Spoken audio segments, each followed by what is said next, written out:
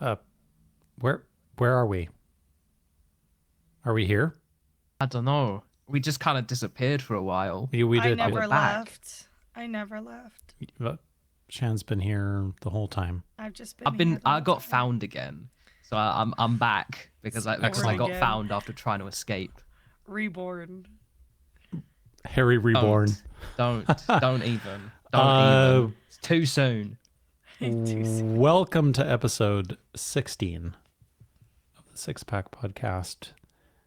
We've been away. We are in keeping with Natural Six tradition, are a bit feral today. We probably will continue to be feral, having not seen each other or recorded one of these in over a month, guys. Oh no.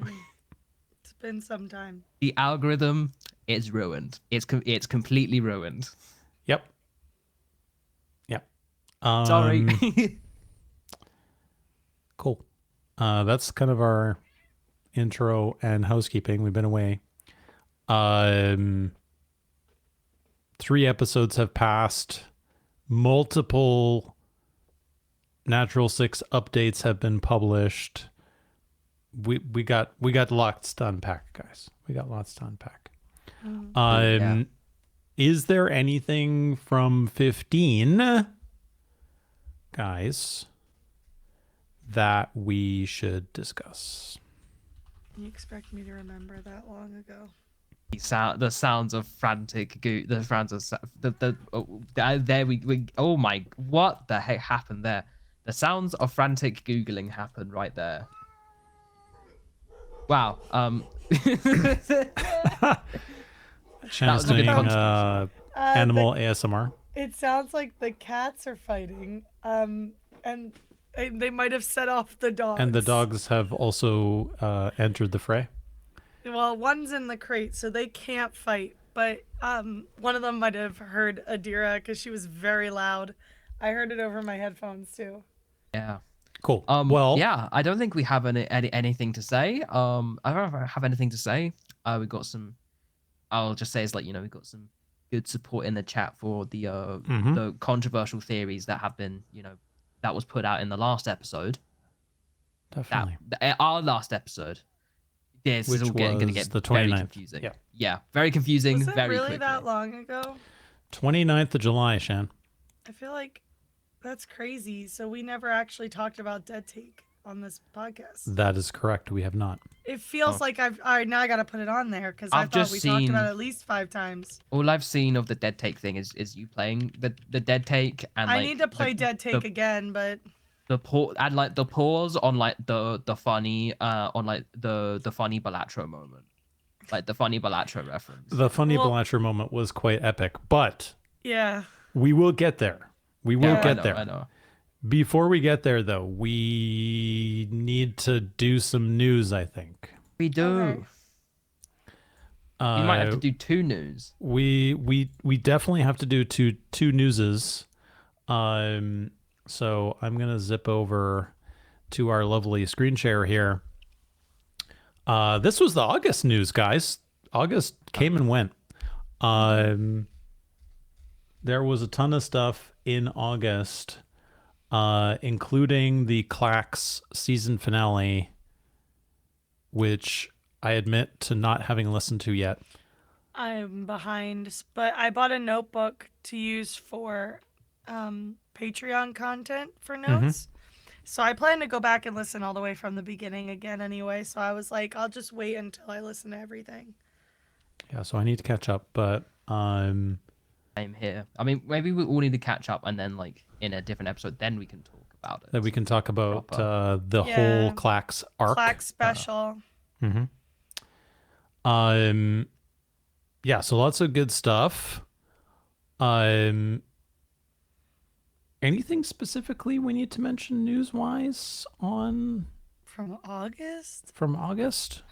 Man, I don't know. I don't Did know. all of the cool stuff get announced? Cool September. stuff was That was in September, September. so Okay. I'll just zip down to Good. September. Yeah, good segue. Good segue. So, of course, we got MCM, London, towards the end of October with a live show, Smasher Pass, no signing sesh for everyone this time. However, I believe all the actors will be with their own individual signing. So Ben said he was going to be dressed as a door. I need you guys to confirm this because I told him he can't disappoint us like that. If he's not dressed as a door, I don't know what I'm going to do. That makes him a liar. Dressed as a door during his signing session? Or he said he'd be the one dressed as the door. Okay. Oh, he can't promise that. He can't promise that. See? Because I'm just seeing, like, you know, how that. if that happens, how if he's dressed as a door for the entire live show. I mean, one, I want to see that happen. He could always do it for the before. signing and then get changed. Well, I don't know the logistics. But if you have to commit to the bit and come dressed as the door. That's what I'm thinking. If anyone can commit to a bit. Ben Starr could probably commit to the bit. Oh, yeah. He definitely commits to a bit. So I'm hoping he actually dresses as a door. Does that mean he'll be a literal door? Sit down? Or will he be dressed as Dorian, so thus a door? Don't know. Well, I think we will both be should sure. Be we will be sure to document. Big promises were just made. And I did not even. Ben. Where did he promise this? Twitter. Oh no, that means he's gonna have to do it. It was with the announcement. MCM announced him, and he replied, "I'll be the one dressed as the door," or like, "I'll be dressed as the door." Awesome. Yeah, he's gonna have a time because it's his first ever, I think, MCM signing, and he's doing all 3 days. So I've seen him at Otakon. He needs to get corralled away. He's a machine. He is a machine. So, I mean, I hope he has a good time. Yeah. I hope he has a good time. And I hope everybody who lines up for many hours gets their chance to say hello. I wonder if it's gonna. I wonder if there's going to be again just one I forget what you called one type of if there's going to be like one media property that takes up the like 80% of who's cosplaying this time. Because last time, again, I always say this about like MCM 2024, just because it was the surreal experience of walking outside when I went to go and get like lunch on I think it was the Saturday of MCM last year. And it was like what I can only describe as like a swarm of Has-Been Hotel cosplay. Yeah. So much. It's so incredible. Hard to tell anymore, incredible that there was so much, but holy heck. Like, it could be Lads, Love in Deep Space. Could be Claire Obscure. Because what's nice about the Baguette cosplays, it's accessible. It's easy. Like, anybody can do it because it's inexpensive and whatever. I mean, there was almost an entire room of Expedition 33 cosplayers at PAX West. It was very funny. Baguette outfits as far as the eye could see. So like you could have that. Trying to think what else is big this year. I mean, Genshin is always represented somehow. Like I'm unsure what else is big this year that might get people like dressing up en masse. But yeah, like Has-Been Hotel was pretty. I think it's over now, so you might still get a bunch of Has-Been Hotel people. I don't know what's big in England. Who knows? Yeah, I expect a lot of baguettes, but many baguettes. We'll see. I'm doing baguettes for New York Comic Con, so excellent. I have to order my baguettes. Baguettes will be ordered. I might get a real one. Ben was on to something. Yeah, the real ones are snack time. What I'll say though, it's always good when you just have there's just the one guy who is dressed in cosplay of one kind of niche anime series, and you're the only other guy who's I know what you're dressed as, and then they're you're the only other guy who's correctly got this one. Yeah. Shout out to the guy dressed as a character from Utena, Revolutionary Gold Utena. Yeah, because you never know. I mean, it could be Jujutsu Kaisen. You never know. That's quite a popular anime. That's quite a popular anime. Yeah, You could get a bunch of them this year. you most likely will. It is an anime convention. Demon Slayer. Demon Slayer. There's a new one coming, right? Yeah, New there's a film? movie coming out. My manager's seeing it. That's why he mentioned he rewatched some of it. Yep. Because of the Isn't movie. So. Madoka Magica also getting like the film? Is that this year? It feels like that's this year. Pass, Harry. I'm unsure. I didn't know there was new Madoka Magica. They're kind of doing the thing. I'm being completely blasphemous here. It's like the Evangelion rebuild films, but like run it back, but do it with Madoka Magica. What? Anyway, I was singing the song. The theme song, yeah. Yeah. Yeah. Yeah. I just didn't go too deep into it because I've been losing my voice. So I was like, I'm not going to be able to pull it off. Oh boy. Cruel Angel's Thesis, best song ever written. Yeah. Yes. So, MCM coming end of October. Very jelly. Very jelly as always. The live show is on my birthday, which is crazy. Whoa, so you have to go. Sweet. Yeah. Have to go if I can. Will you be attending, Harry? If I can. Unknown we'll see at what this happens. point? Unknown at this point. Like, I've got the reservation in there. Good. Yeah. In case, but like, if I can't make it, then I might have to cancel it. Yeah. And then we weren't sure whether you were gonna be able to or not. I hope so. It's reserved in case something happens and then I can't go. I'll be sending my well wishes and then a secret shopper. I should literally have whoever buys for me. I should have them tell whichever cast member is there that there's a secret shopper. See what's And we See what have happens. merch drops as well. When is the merch going to be announced? Let's have a quick Yeah, I know they're don't bringing think it they to tell you MCM, but I don't know if they've told us when the actual drop is. Yeah, I don't think they've actually said when they'll I thought Holly said when they were going to. Was it maybe in the video? Could have been. I honestly Which don't might be remember why now. we don't remember. It might be in the video and not written I honestly down. don't remember now. When they were going to see. announce what's going to be part of the drop, right? Yeah.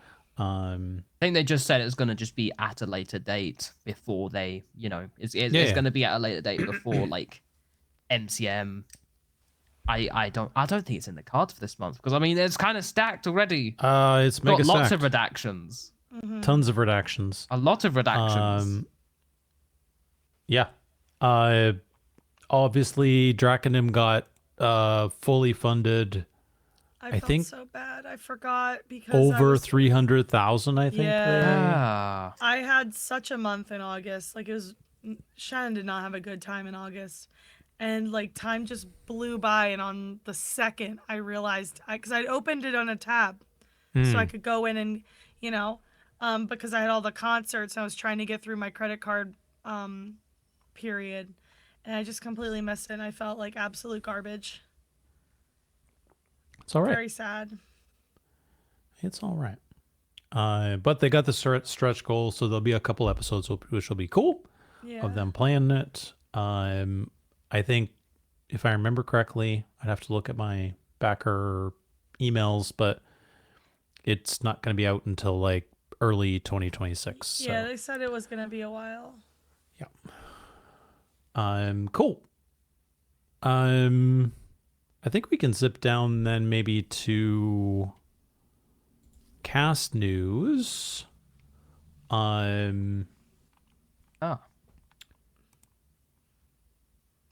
Obviously, Dead Take came out, and we'll talk about it, I'm sure. Alex has been streaming The Altars. That's the only other news I can think of. Yep. I mean, and then Holly and Alex participated in a show. Yes. I was trying to remember who it was. I know it was Holly. I was trying to remember because I feel like my brain was trying to conflate Harry's canceled show but I was like, Holly was not with Harry, which is why I was literally saying it so slowly because I was trying to tell my brain to say Alex and not Harry. Yes, Yeah. all three of Yes. them were down there. Harry Yes. was there with the Oxventure crew. That was funny. He made a very On the- bold claim. Friday, I think. Yeah, he made a bold claim. He made a bold claim that he has never lost at Hungry Hungry Hippos. Oh, well, yes, this is and the. I said that's a bold claim, and she immediately said And then he lost. Yep. I knew it. Photos taken moments before disaster. Yeah, so there's an event in London each year that runs for about 6 weeks, I think, with all sorts of stuff on the Thames, shows, etc. And they managed to be a part of that. There were a variety of people who went, including friend of the show, Bard. I think Kira might have gone as well. I can't remember exactly. There were a few people anyway who ended up going, said it was a good time. And next week on Tuesday, I think, we're going to have a little meetup in lieu of the canceled live show from Harry. Oh no, it got cancelled. It did Yeah, a there while was back. some scheduling issues, and a bunch of us already had like hotels, travel booked, all that kind of stuff. So we're gonna all Dang. get together That's a shame. at a board Yeah. game cafe next week, which will be fun. That'll be fun. Drinks, Apologies food, to viewers. and My shenanigans. video changed again. It's all I'm good. Chat. sorry. It's all I good. know, I'm telling the viewers. I'm aware it keeps doing it. I'm sorry. Anyway, It's all good. I went to check it and I saw and I was like, 'Cause Mother fluffer. I cover myself up because I get distracted and look at myself and I feel bad. So I always cover anything that shows me. So I was like, let me see if I still look good. No, I don't. Anyway, continue. You always look good, Jen. Thanks. You always look good. Yeah, so I think that's everything on news. Oh, and Final Fantasy Tactics will be out here Yes. in a Harry couple and weeks. Ben. Harry Both and Harry and Ben. And no pressure, but apparently, I don't remember where I read this, but someone adjacent to the project somewhere said like, oh, if you want Final Fantasy a Tactics sequel, wow, you know, maybe if the remake does well, we can make a listen. sequel. Listen. No pressure.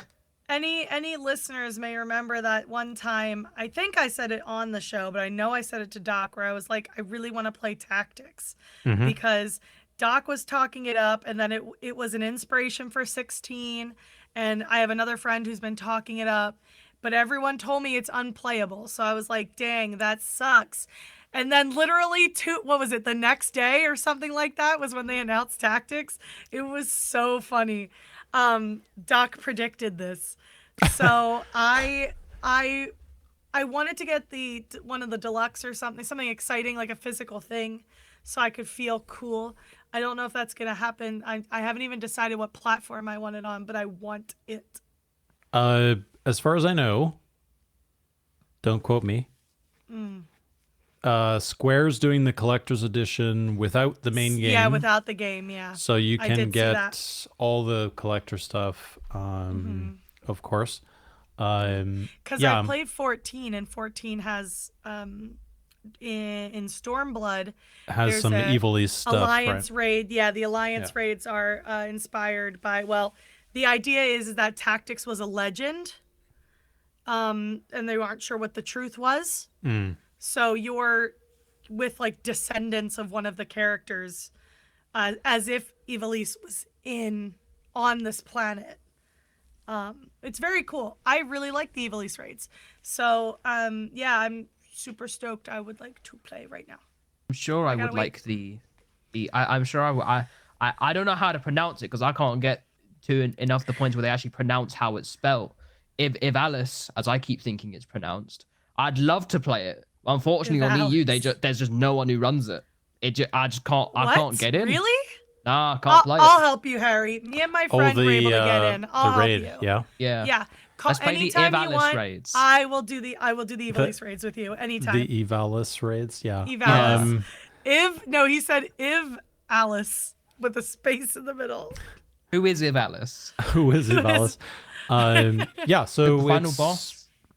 It's coming out. Maybe we can stream it, Harry, for Doc in the Discord. Yeah. I am gonna try and find, because I know that I have my good friend who I played Tactics with originally, who was sadly passed away.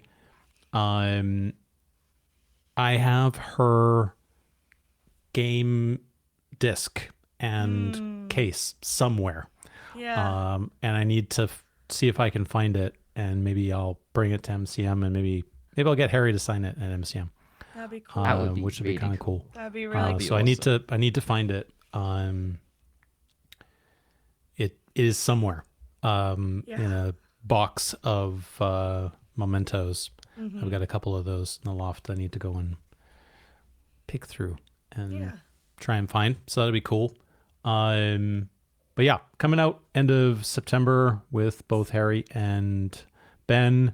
And Ben mentioned during, I think, the last Cannes trip that Alex is in something that nobody seems to be able to say what game it actually is.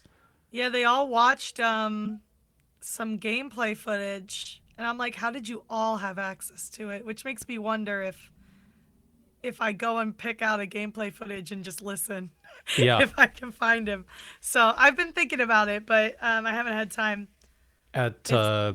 Plus there were several in that Gamescom, right? So yeah, he said that. Yeah, he did say, like, Alex had posted about working on stuff that he was excited about that he couldn't say.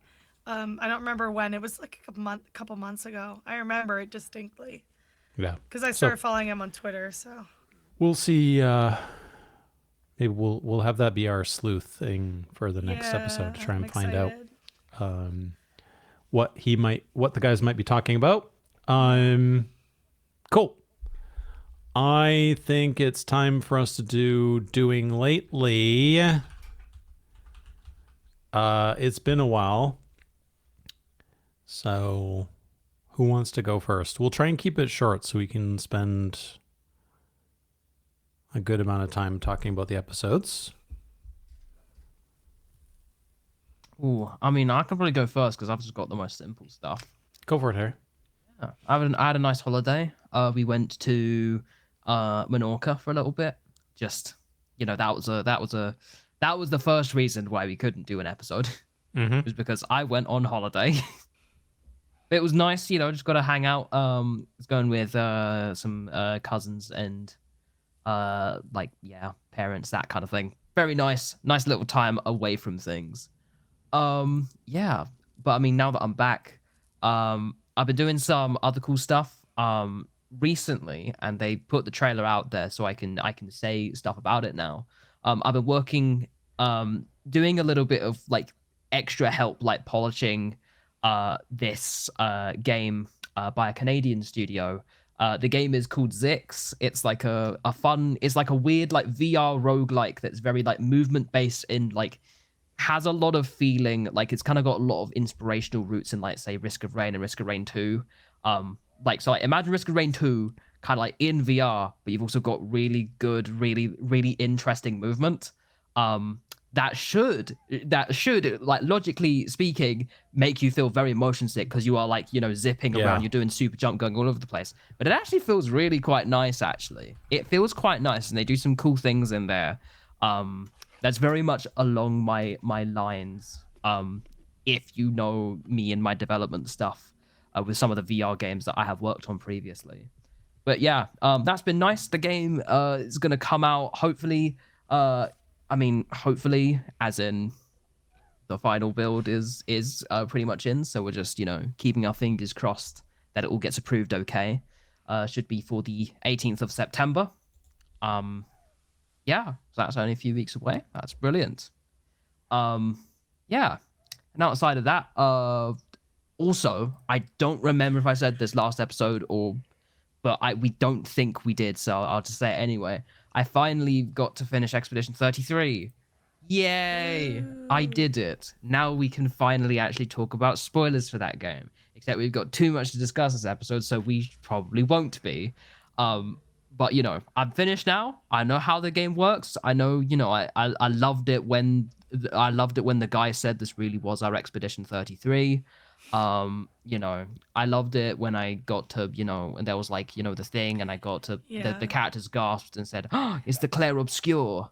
Yeah, and, like Ben said, maybe cried. the Expedition 33 were the friends we made along the way. And maybe my favorite the delivery of Expedition the whole 33 was the Clair Obscure the whole time. Right. Great line. I loved it. It was a Andy great Serkis line. said some silly stuff. Yes. Funniest character in the game. Yeah, I still maintain my full belief that the biggest the biggest lie, not the biggest lie, but the biggest lie ever told is that Soundful Interactive managed to convince everybody that it's it's kind of like, Final Fantasy kind of like inspired or whatever, when this is the most French Xenoblade game I've ever played in my dang life. This game is a Xenoblade game all the way through. Like, just in vibes and in spirit and in everything that it does, it's a Xenoblade game. And I will die on that hill. I will die on that hill. I can prove it. I can prove that it's a Xenoblade game, and I will not prove it today. Outside of that, alluded to it earlier. I think, no, I don't know. I may be getting pre-stream chat in the mix of it. James Bond.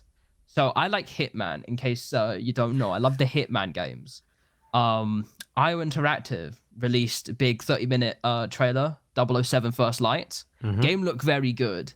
As a Hitman fan, I could easily recognize that the hose turning animation was from Hitman, like the recent Hitman trilogy, and I'm like, we're so back. They've used the pipe turning animation. We're so back.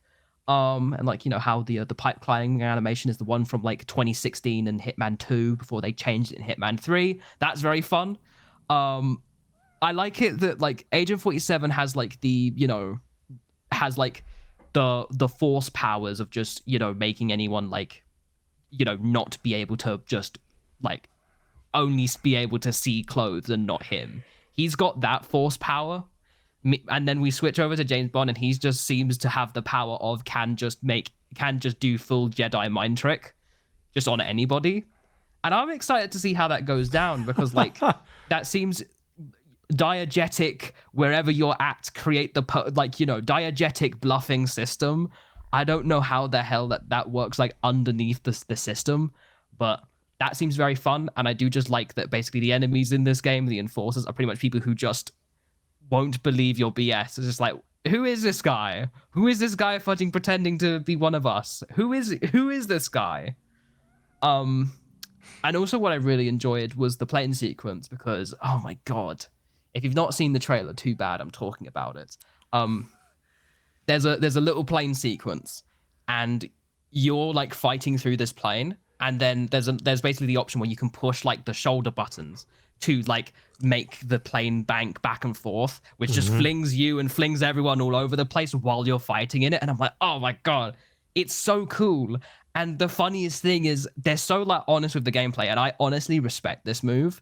They're just showing raw live gameplay running on the system hardware, and in that plane scene there's so much going on, the performance gets rough, and I'm I'm so glad that they're it was 10 FPS 007 frames per second. It was brilliant. The way that he ran into something because the player couldn't move.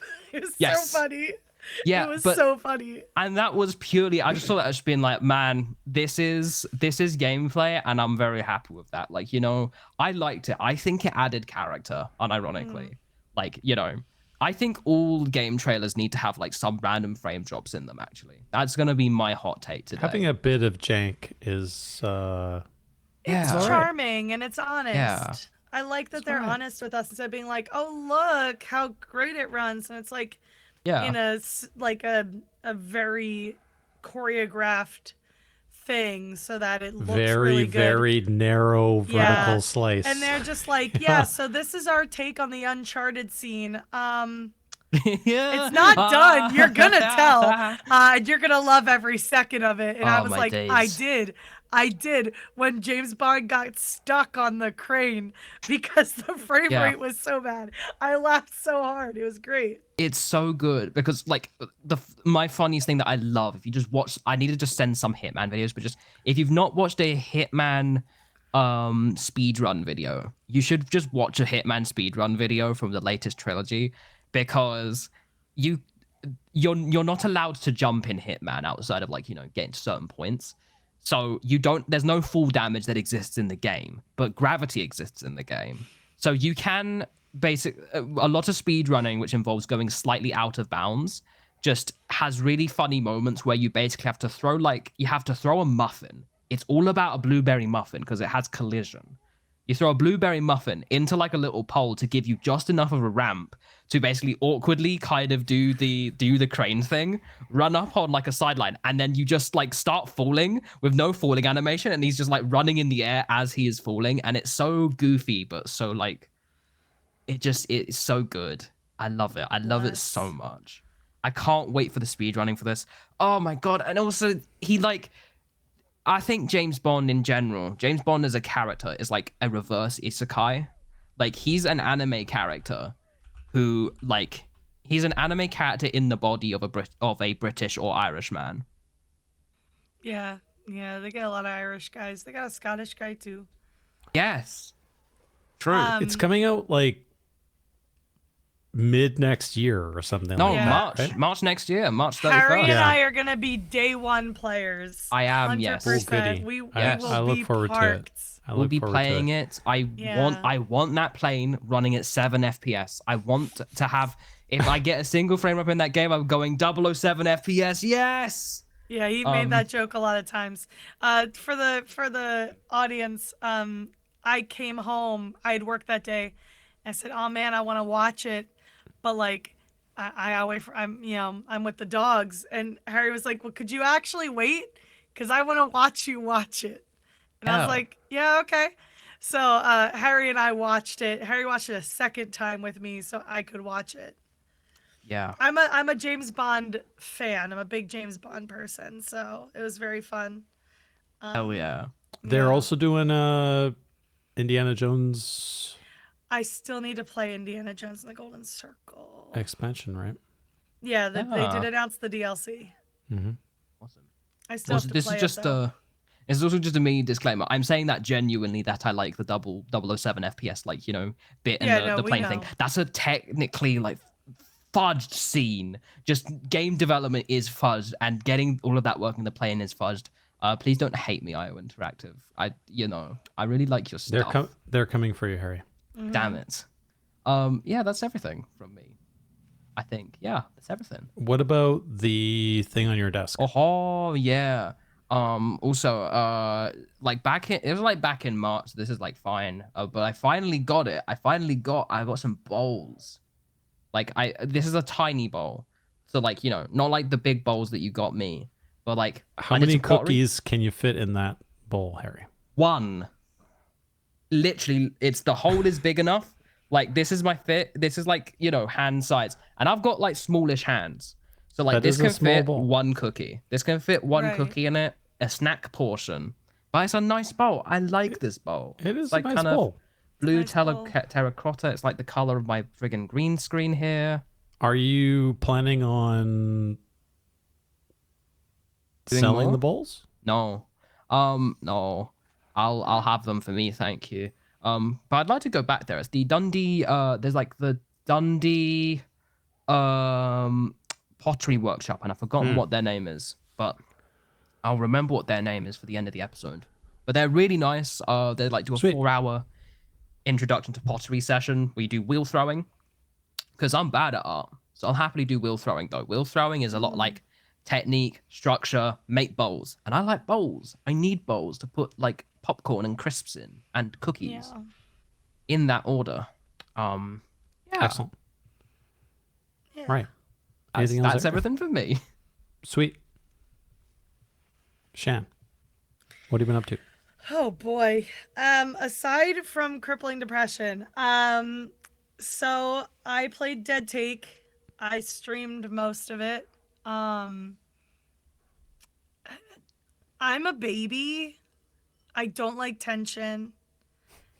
So some parts of this game were really hard for me. But as soon as I beat it, I was like, I want to play it again. So like, I'm just a sucker for punishment, I guess.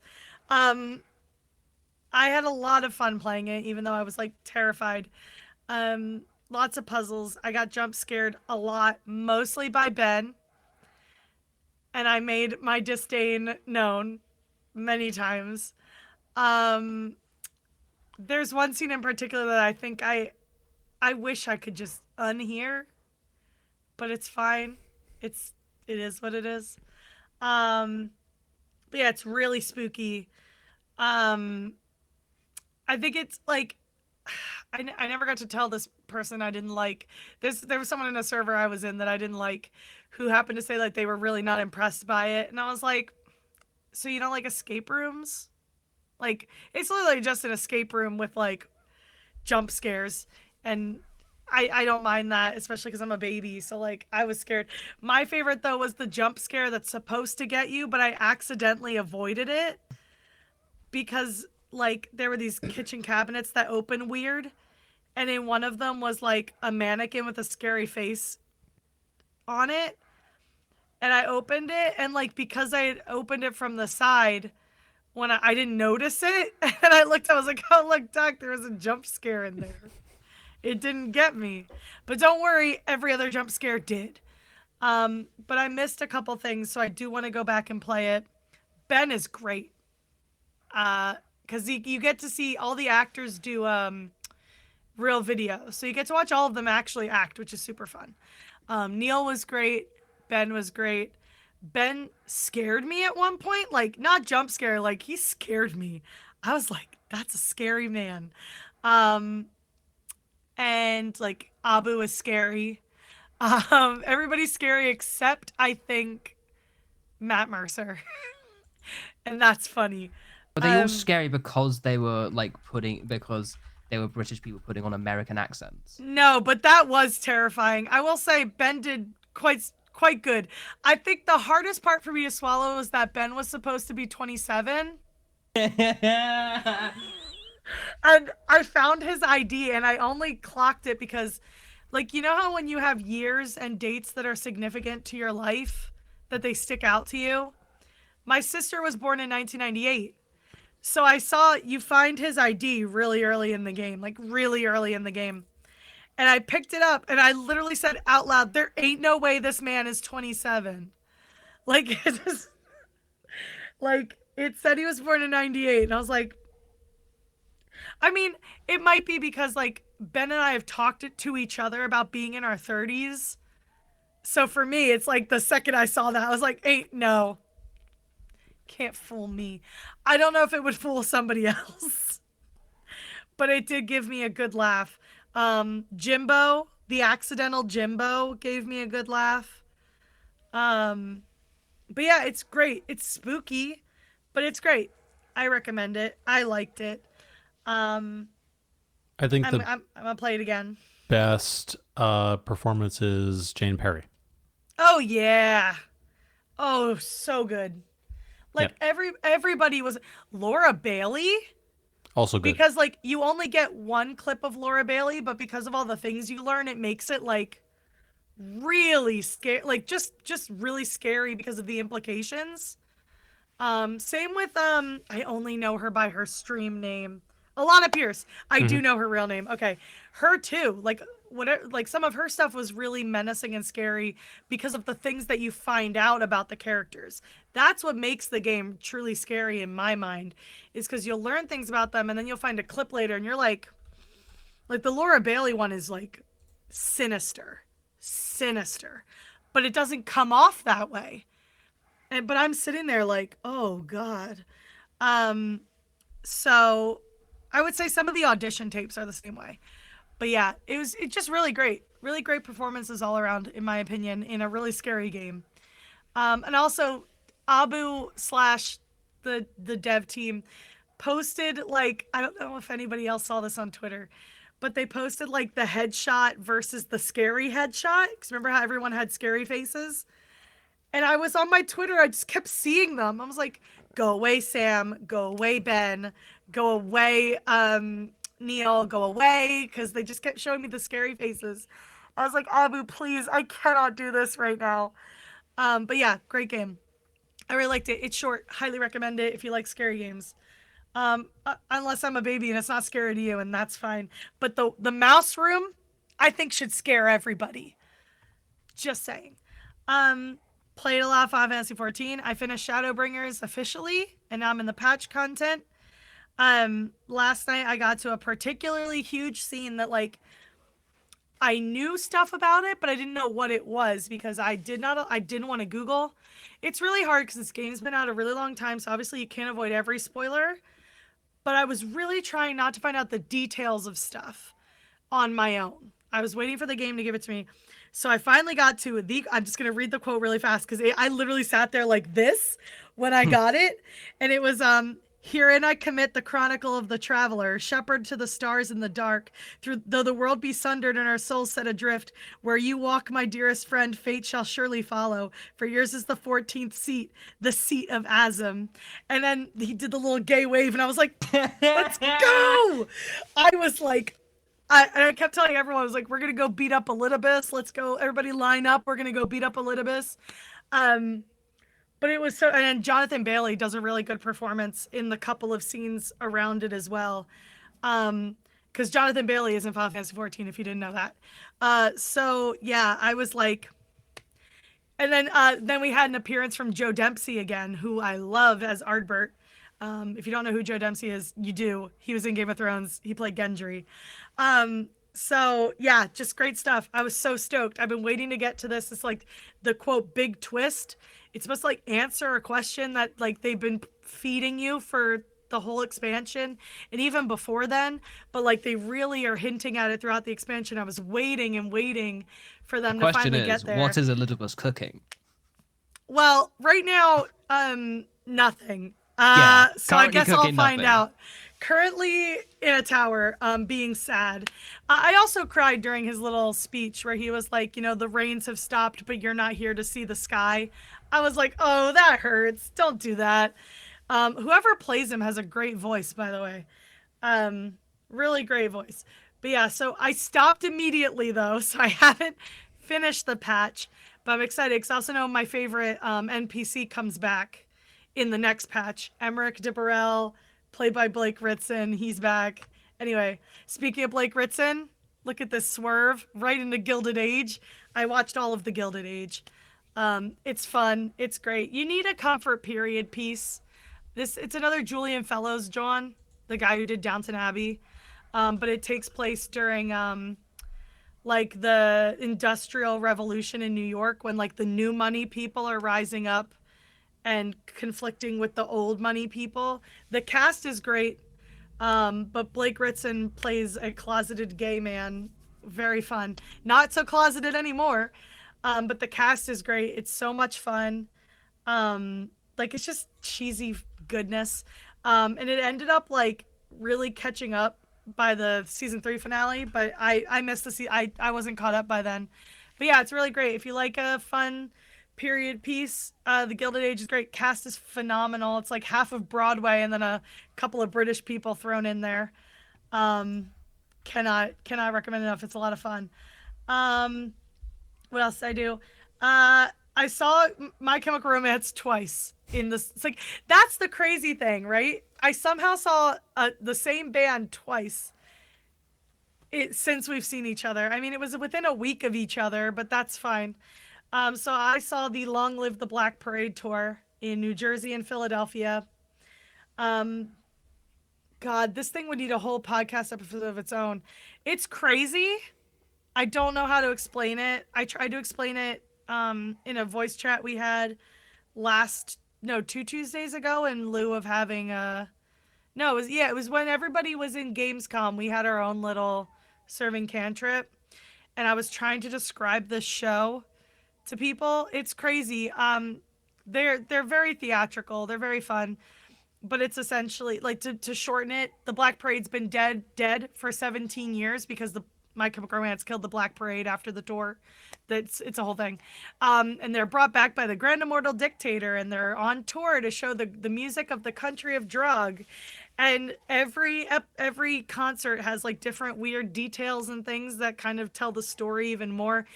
Boston's show on Sunday was insane. Like everything was different, and no one knew what to do. I watched a stream.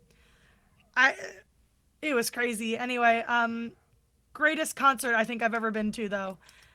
Those guys still got it all these years later. I think they're actually I think they're the best they've ever been.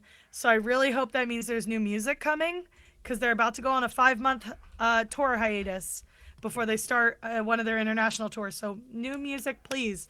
They've been playing a song they never released. Give it to me. You didn't play it at my show, so you need to release it on Spotify. Thank you.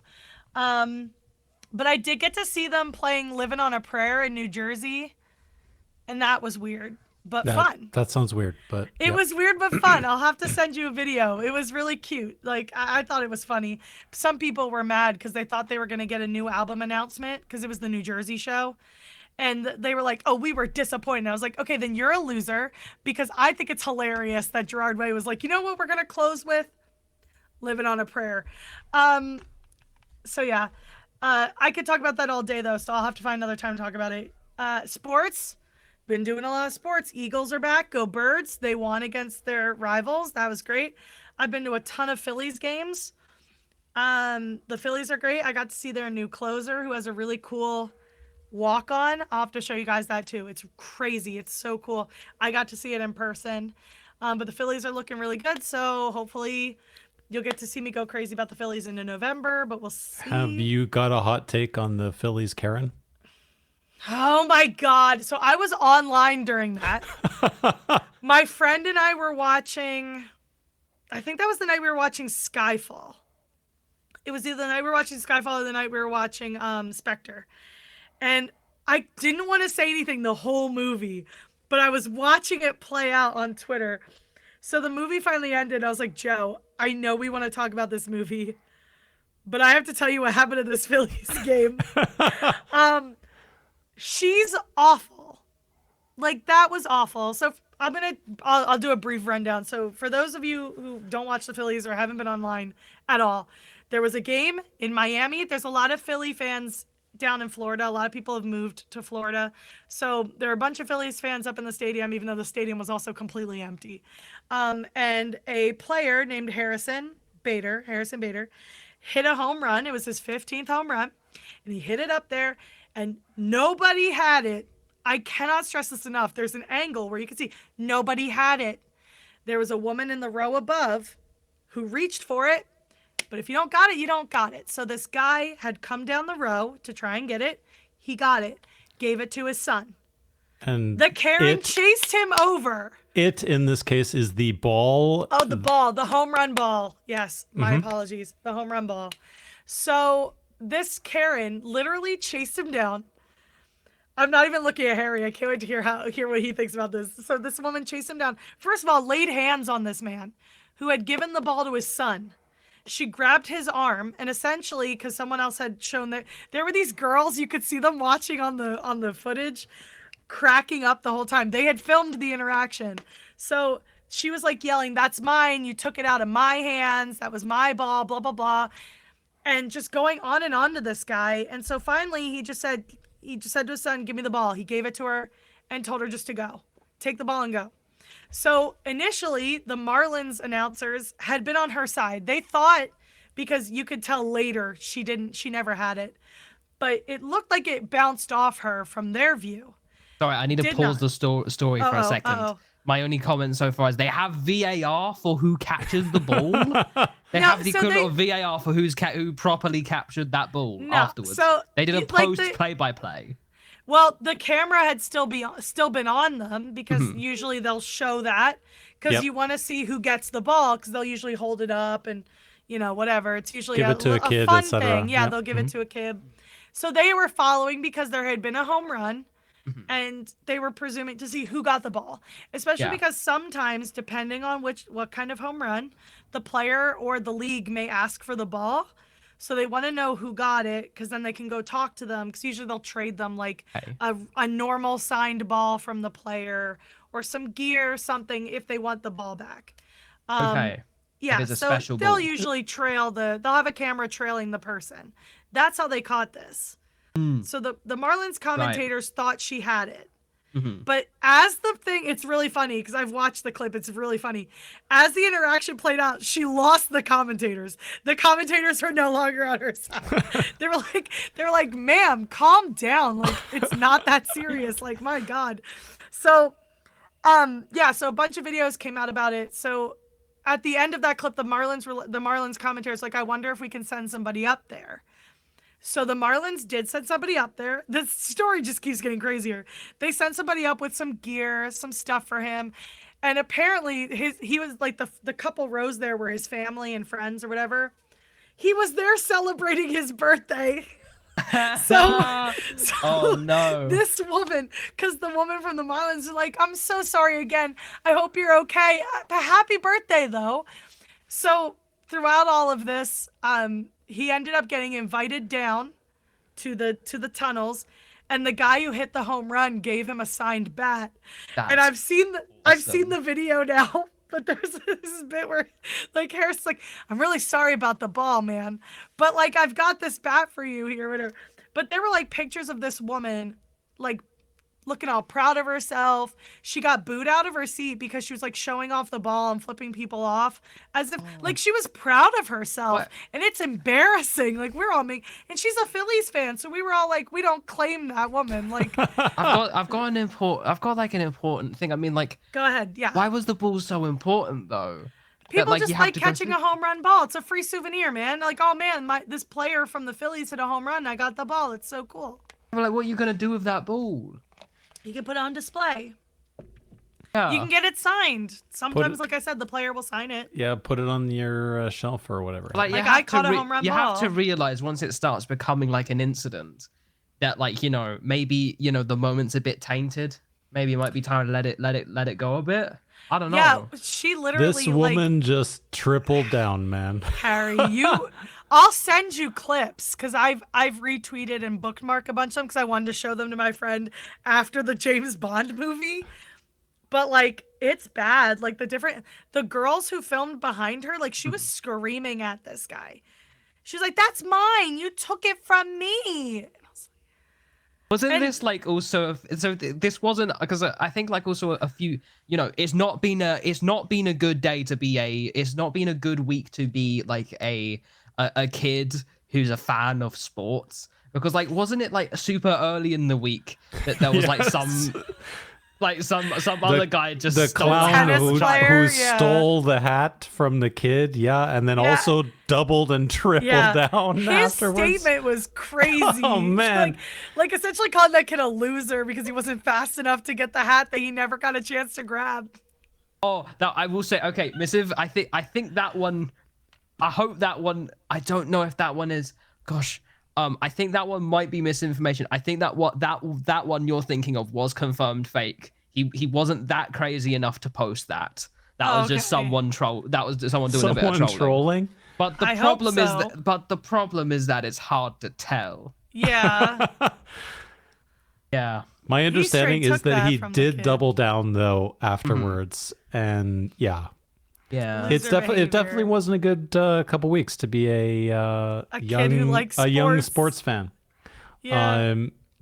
I look forward to seeing some of the clips that you've got. Shan. Yeah. Oh, for sure. I wait to see the play-by-play. There's going to be like five directional cameras. Is going to be a whole like again. We need to just maybe they do like what they do with VAR. They've got like trackers inside the ball or something like that. We can get like a live recreation camera who made contact with the ball first. Like it does the big like panning shot and it says offside. Right. Yeah. It's hard though, man, because a ball in the seats in a baseball game is a very specific thing. Etiquette. People are used to fighting for a home run. Like it happens, and it's whoever gets it first gets it. It's not a. Yeah. And most of the time, like a good chunk of the time, if an adult gets it, they give it to a kid. Like My one favorite is like there's a famous clip that goes around every so often where it was like a 12-year-old or a 15, somewhere between 12 and 15. He caught the ball. He grabbed the ball from off the ground. He did like a scream, like and there was a little girl who had come down to try and get it too. He just calmly, as he like gives it to her and walks away after screaming for like 30 seconds straight. Like there was also a guy caught a home run ball at a Yankees game from Judge, who's a player there, and saw a kid with a Judge shirt and gave it to him. And the kid was like so stoked because obviously like the kids don't expect to get the ball if an adult gets it, but like most of the time adult will just give it to a kid. The adults don't really care that much. Wow. Except for her. Sorry, my bad. Except for her. That was her ball. Six Pack Podcast, sports ball. I love sports. I'm from a what would sports add more town. chaos to baseball then? What? If like the moment it's going in for a home run, you also fire another ball off in the opposite direction. Or like you fire a second ball close Harry's into the been vicinity. spending way too much time in game development, you can tell. Yeah. You have two balls that go into the same general area, so then there's two focal points. Yeah. Yeah. It's like in like Left 4 Dead or something when you throw like the bile bombs. God. Not everything needs more mechanics, Harry. No. Shan, Yeah. let's close with James Bond, shall we? Yeah. I did have a quick thing I was going to say. I'll say it after James Bond, though. It's really quick, I promise. Anyway, James Bond. I've been watching the James Bond movies with my friends. We were going to start watching Pierce Brosnan, because I like Pierce Brosnan. And then we were like, oh, let's watch Daniel Craig. And now we're almost done Daniel Craig. And he was like, let's watch all of them. So I'm going to be watching all of them. So what Harry did not know is I've been very James Bond pilled. And so now, like, especially after I was right in guessing that it was Patrick Gibson playing James Bond, you can't hide that smirk. I know exactly who that is. So yeah, James Bond. Lots of James Bond going on. Spectre sucked. Anyway, yeah, the other thing is they released on Amazon, there's going to be a special edition, another re-release of Clair Obscur with a new steelbook and player trading cards, or character trading cards. And the steelbook is cool because it's Alicia and Verso. Whereas the steelbook that came with the original game is Gustav and Mael. Gustav, yeah. Very cool stuff. I pre-ordered one just because I'm crazy, and also because it's not that expensive. And I figure I can gift some of my stuff to friends or whatever. But yeah, really stoked. And it's got Renoir on the box. I forget what it's called, like the Mirror Edition or something. Something like anyone that, wants yeah. to look it up, We should be hearing about our collector's stuff Yes. soon, right? I mean, I already have like all the physical stuff, which is why I say I might gift some stuff because I'm getting it again from the collectors. But yeah, I'm really excited to have that music box. I really want that music box. So yeah. I liked it And when my vinyl. I liked it when IGN like they put out like they've got like a commemorative coin that there's only like I also pre-ordered that. There's like 3333 of them. But Yeah. they kind of like forgot to say what the game it was for was on their post announcing it. They just kind of like kept forgetting to say. It doesn't say anywhere what the pins are. What It's the just pins of, Lumiere yeah. City pin. Yeah. What is a Lumiere? If you've not played Expedition 33, I mean maybe it works because it's like only People if you know. who like that game, all you Yeah. have to do is be slightly adjacent, and I you're going to mean- get sold out of merch. I mean, when it looks like this, though, I'm dropping in the chat. When it looks like this, like it's obviously like anybody who knows it is gonna know exactly what that is. Let's bring this up for everybody, shall we? Yeah, I pre-ordered it immediately because I wanted the Lune necklace, but I don't know if I want to spend $100. But this is like $30, so I was like, oh I'm not yeah, gonna I'll get, pre-order that. like, yeah, there you go. Yeah, look at that. Like, and then if you look at some of the images, like, I mean, cool. yeah, it's like it's got a little stand. I'm It not says sure for those who come after on the back. Yeah, I'm not sure I'm gonna spend $30 on that, to be honest. But I mean, you don't have to, but I did. To all the people who did spend $30 on it, more power to you. They should have made it $33. That would have been on Been brand. 33. And they should have my had like a deal goodness. with freaking Klarna or Shop Pay or Apple Pay or whatever, Yeah. like PayPal credit that you can only pay it in like increments of 33. 33 Yeah. installments. Cool. It has to be done in 33 And- installments. Pay in Yeah. 33. Right. Anything else, Shannon? No, that was it. I tried to be as fast as possible because we were talking so much about baseball and the Karen. Sweet. And the Karen. Yes. Yeah. Um. How about you, Doc? Yeah, what are you doing? Lots of work stuff. Work stuff will continue here probably until the end of the year. Busy transitions, responsibilities, all that jazz. So I'm going to be a little scarcer than normal for the next while here, but other than that, also went on holiday, had a good time, recorded a crazy video for Jazzy as requested on predictions for episode 36, I think, was the one that went live while I was away. Came back from holiday, got sick, maybe COVID.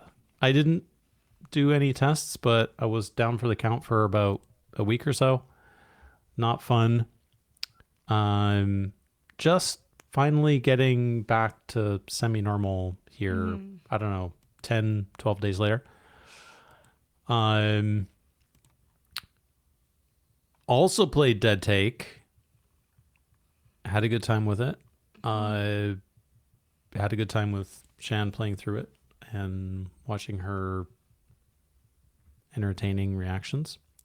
Dying. There was some cool behind the scenes stuff, I think, also that got published or by. Oh yeah. So if you're into that, and Abu did talk about it relatively extensively on the last Alana Pierce and Ben Starr podcast, Acting 101. So if you're into kind of behind the scenes making of, I think they made the whole game in 9 months, Harry, something like that. Wow. Which pretty impressive. That's game development. Pretty That impressive. game was sure developed. That game was sure developed. Yep. I think what's more impressive is all the things around it, like all the localization, translation, all that stuff. Getting all that done. Yeah, it's if you biggest tip is, like figure out those systems very early on. And if you figure out early, like for one game, then it becomes easy to focus on that, like as you go on. And the good thing with Unreal Engine is like, because I presume Dead Take is Unreal Engine still, right? Yes. It's UE4.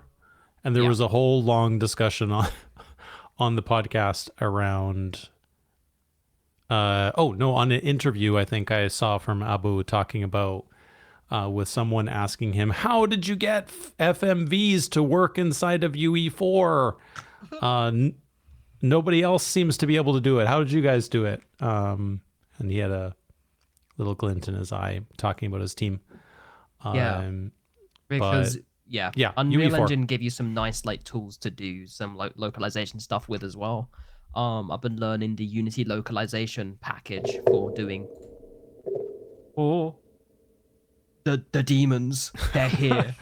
The Unity like localization package for the work I've been doing in the VR game. And it's like, now that I've learned how to use that package, highly recommend like just, learning a couple of those things because it gives you another feather in your cap that will help you with any other project you then work on.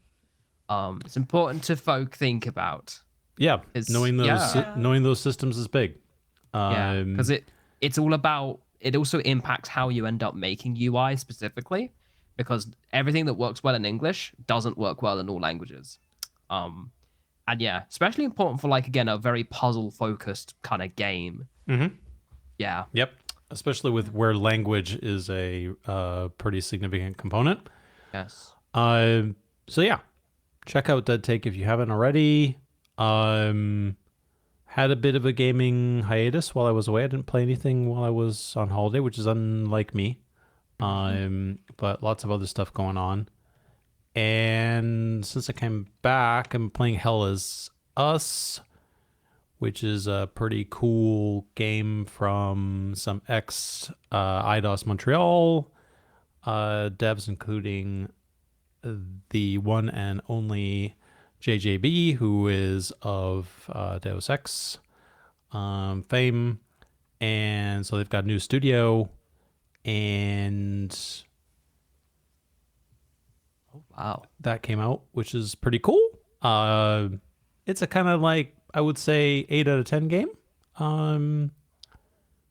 Cool premise, pretty reasonable story. It's giving a bit kind of like Soulsy.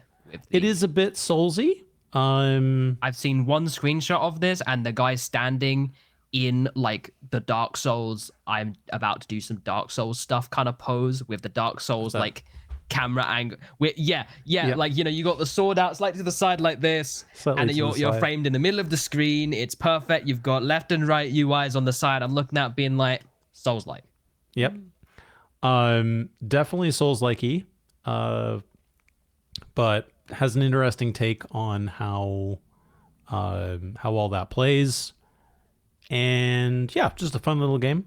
I will probably finish it in the next couple of days. Put about 20 hours into it or so so far.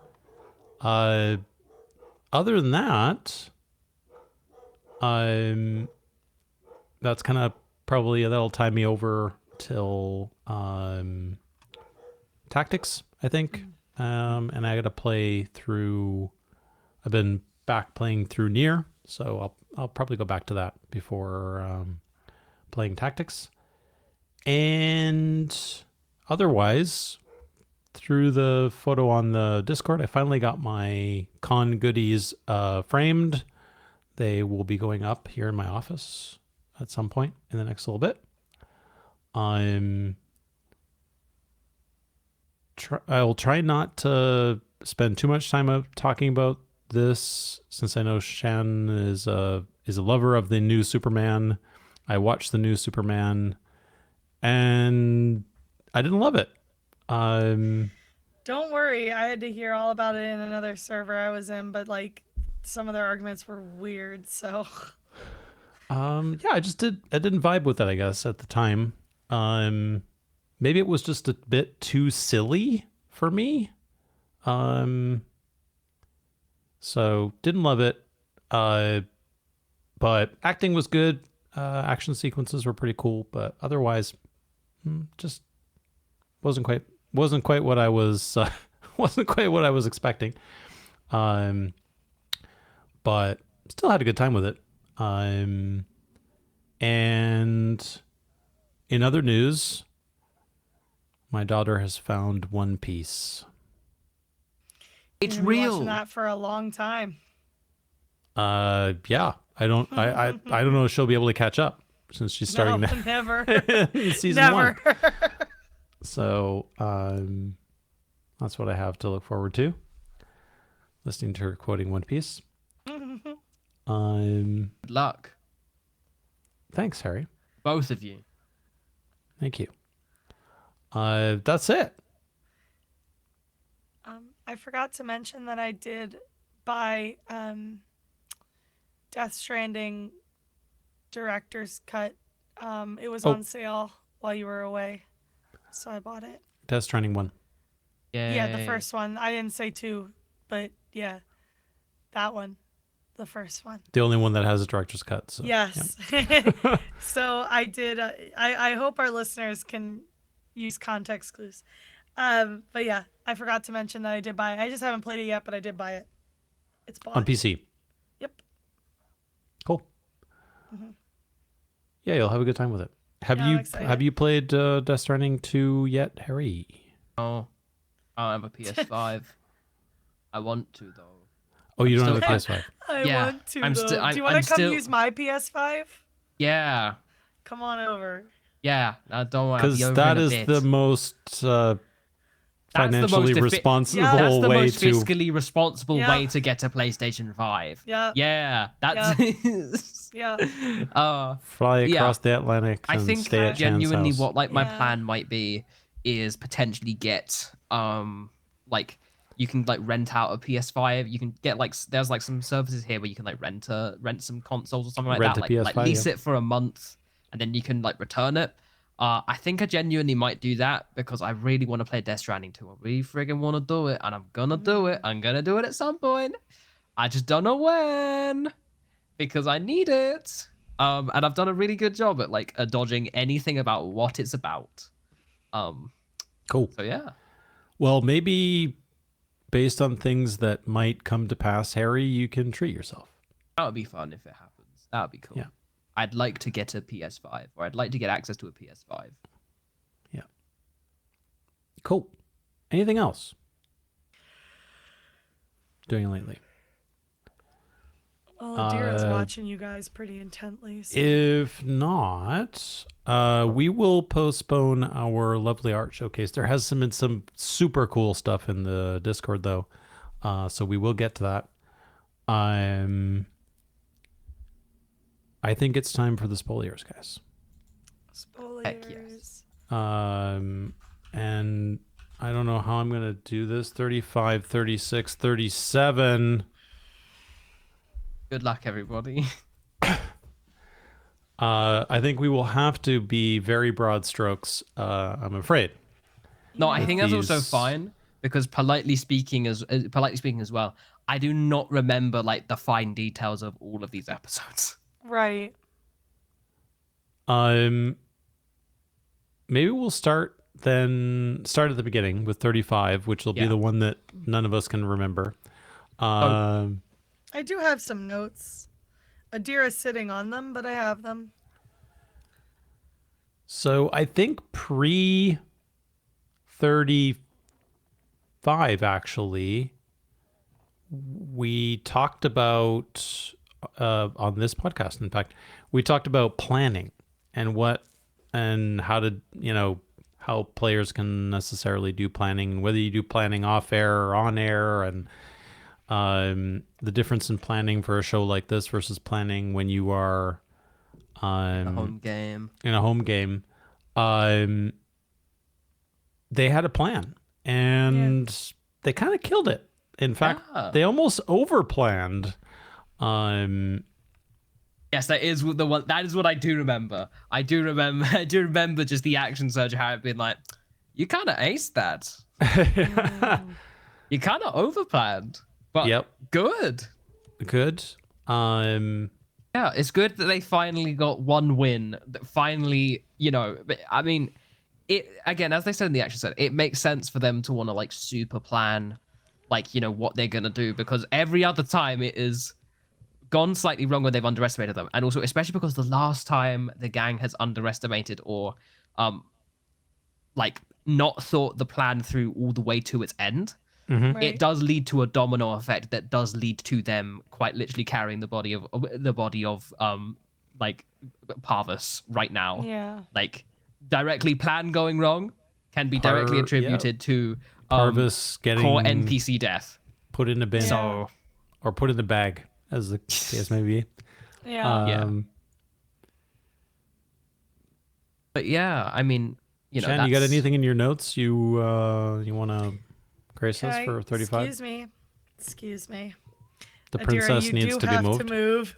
Yeah, she was like, Adira, no. Adira, hold on. Come here. Okay. This Wait. might just be easier. while right, you let's find those see. notes, I just realized we forgot an important thing.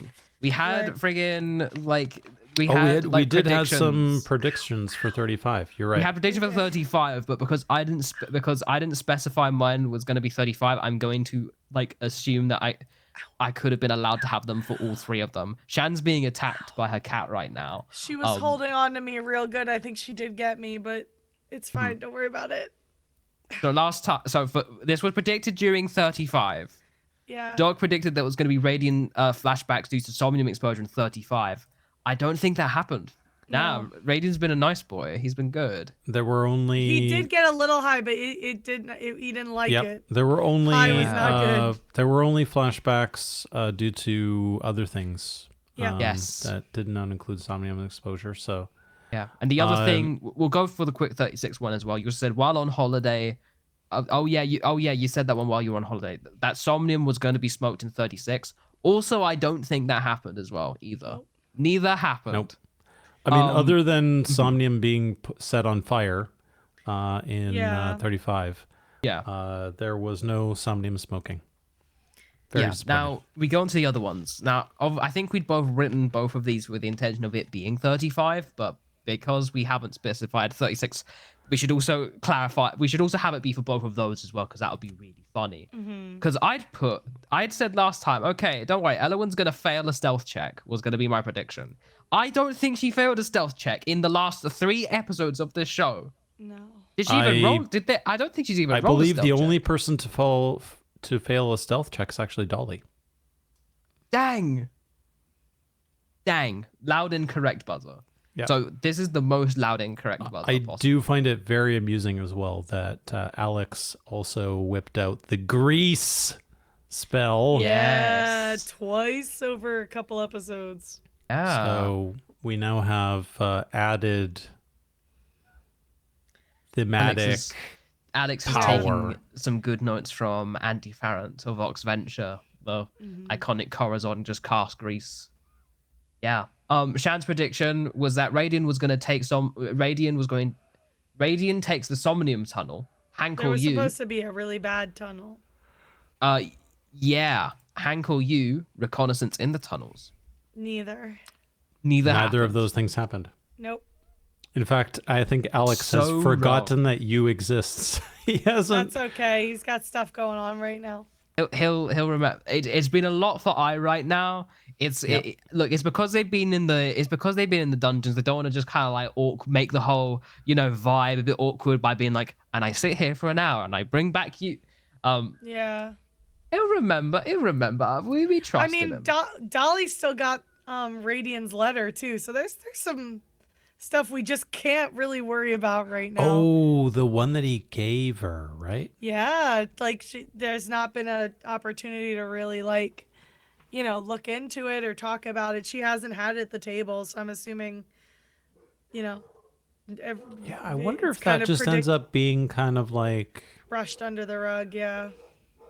We'll past. see. We'll find out. Like maybe after they get through the tunnels, because like in the most recent, not to jump ahead, but in the most recent action surge, but then everybody talked about how they didn't really want to take away from Alex's moment, from I's moment. I would say they were incredibly well behaved. They were very Ben in well particular was very well behaved. Yeah, he took his stuff separate and then Yeah, didn't bring it up. He So decided that he was way gonna they do would his never. insane thing later. Yeah, he's like, I'm just gonna do this and I'm not gonna tell anybody because it's not my moment. And I was like, fair enough. No, it was good. It was really. I think I really quite like the dynamic on that one. Won't jump ahead though. Yep. No, I just brought it up because it was relevant to the Yeah, I mean, conversation. anything good. else on 35? I mean, there was all My sorts notes of. were literally this. You guys didn't get to see. It's just this is it. Because like it was all action, not action, but you know what I mean. Yeah. Full It was action all- surge. There wasn't like any character stuff to really write home about. So like it's literally No. a page, like 2 facing pages, and it's just stuff. I love the bit like I realizing that he's immune to somnium, so he just kept sniffing it. And tricking that guard into thinking that he's the one that lit it on fire. Yeah. Just some really silly stuff. Kel can fly. Kel can use his wings now.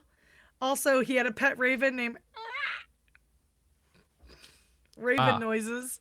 Mhm. A lot of these are because like I did put some silly stuff on the listener vibe check for Holly. Raven noises, the Raven did, I believe, ended up in the Did actually in end the up on approval the notes. approval notes. Yeah. But But that was really funny. So like it wasn't like there was a lot going on, but not a lot. Probably the biggest one was that kobolds are unaffected by somnium. Yeah. right? And the fact that Kel gets high and like can't fly anymore because he's high and he just keeps like, whoa. And they didn't fun. end up asking, this is a kind of 35, 36, 37 question. Mm-hmm. Nobody asked themselves about somnium in any way. Right? I feel like I thought somebody did, but not Someone in the so spoiler many chat words. put something. Someone in Hold the. on, I I'm don't remember checking. who in the spoiler chat did, but like I know there was a conversation in the spoiler chat where like I mean I was thinking when you said that I don't remember. Like I genuinely don't remember, so that's why I'm laughing. But like I remember seeing the spoiler chat people, like saying with a lot of confidence that like Somnium, came like well maybe Somnium might have been there, but because themselves is kind of a god and just like just kind of works like that. Just everything kind of else has kind of become like a bit more mega. Okay. Because I know people were saying like Come here.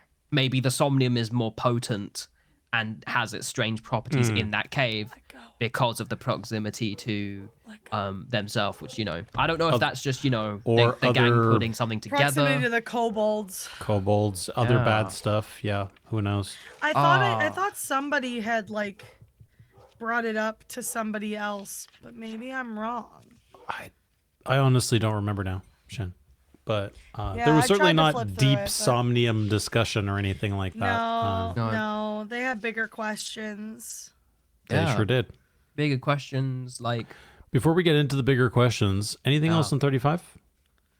No, there really wasn't much going. It was silly and fun. I just think it's like I just think it's interesting and kind of like it's interesting and fun that the like very like scary like the very scary drug or scary substance to all of the other party members, just one person has this like just unique relationship of just being having a free pass to it. Yep, immune And to also Somnium. just it moves into 36, but that being almost like the defense mechanism of how they end up being so like well kept is kind of genius, and I fudging really love that. I really love that.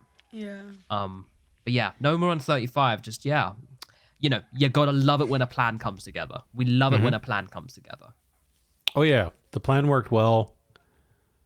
Stuff's on fire. Yeah. Traumatized a guy, maybe cooked him alive. Who knows? Anything else before we go to 36, which we'll probably spend the most time on? I don't think so. No. I don't think so either. All right. I spoke through Action Surge too, and there wasn't really. I did like Holly bringing up that Ben ruined the BAFTA Game Awards for her because she couldn't see Yoko Shimomura around his stupid Jimbo hat. That was a fun little detail that I forget why it came up, but it was in my notes. And that Somnium is an MLM. For those of you who don't know what an MLM is, that was a funny joke that Harry made, and it made me laugh. Yeah. Multi-level marketing. Lead us forth on 36, Chan. Like we had, basically it was like a tale of two halves, right? Yeah. The first half was them trying to get, down to wherever, the old dark or wherever they were going. And then the second half was getting into the kobold caves and Lore stuff. meeting a god. Mm-hmm. It's just very cool. Both for everybody. Both in the episode and also in the Action Surge, I know there was a lot of discussion around the mechanics of Flame Wall in particular for Ben and Radian. Yeah, I mean, it'll be interesting to see how Ben seems to be vibing with the spell choices. I mean, Harry will know this, that the wizard power ramp is kind of I look, I haven't played a wizard actually, but I've been finally getting through Baldur's Gate 3 with one of my friends. We're doing it co-op, and she's played the game 50 quadrillion times. So like and I'm playing it for like basically my first proper time. I've just gotten past Act 1. Finally, it's only taken me 2.5 years. Still better than me. Don't worry about it. And in this one, we made Gale a Blade Singer wizard. Like the next character that I'm making is a Blade Singer wizard because holy fudge, wizards! I am wizard pilled. Oh my days, there are some freaky things you can do. It's crazy. Yeah, and just when you get the spells, it's all about I think like picking the right like set of spells. And I mean, that's why, like, early wizards, potentially, wizards as your first character sometimes can be a bit of a struggle because, like that and sorcerers, you don't really know what are like good spells to pick. And especially it can also be kind of campaign dependent what spells are like nice. Because again, say for example, you might pick a lot of kind of like more flavorful spells, but the way the campaign turns out, if it was a lot more like mechanical, or the complete flip side is like I picked 10 damaging spells, 50 Shades of Fireball, and Chromatic Orb, and then we just don't use them because half of it is roleplay. It's like I don't have any roleplay spells. So once you get to those little like stage, like gaps where you can start like getting some more spells, you can really start building it around into like, at this stage you can really build into what that you like doing because you played it for 36 sessions now. You like doing, what your character is good at, and what your party members are good at. Yeah. Right. Yeah. It's like, building into that kind of like identity that you want to, rather than like, excuse me, finding how the river of like where your character identity is sort of taking you and being like, cool, I can now create a proper boat around this to best like do that. You know, 100%. and then if if that bit's like not working, then you got the options to be able to change that out, figure out how to fix that kind of thing. But we love it when a plan comes together, and that plan is a character build. Yeah. Oh. See, Am I right in remembering, Shan, that you played a wizard in your? I played a druid. Druid. Sorry. But it had some crossover. I may have picked up Wall of Flame, but didn't get around to using it. Because I remember it was one of the spells I was thinking about picking up at the very. Actually, I can find out. I think I still have an account on D&D Beyond. Oh, D&D Beyond. But yeah. I mean, it's level 4. You would have had to be. We started at level 5, I think. Yeah, but it's a level 4 spell, so you would have had to been like 8 or 9. I'll check. I can't remember. I remember when druids get level 4 spells. Let me see if I picked it up. Bro, sorry, she knocked my notebook off not my notes notebook, but knocked one of my notebooks off the thing, and now all the dogs are barking. Let's see. Attack. Yeah, I might have spells. Here we go. Thunderwave. What spell are we looking at? I did pick up Wall of Fire, so we must have started at a higher level. 8 or 9, yeah.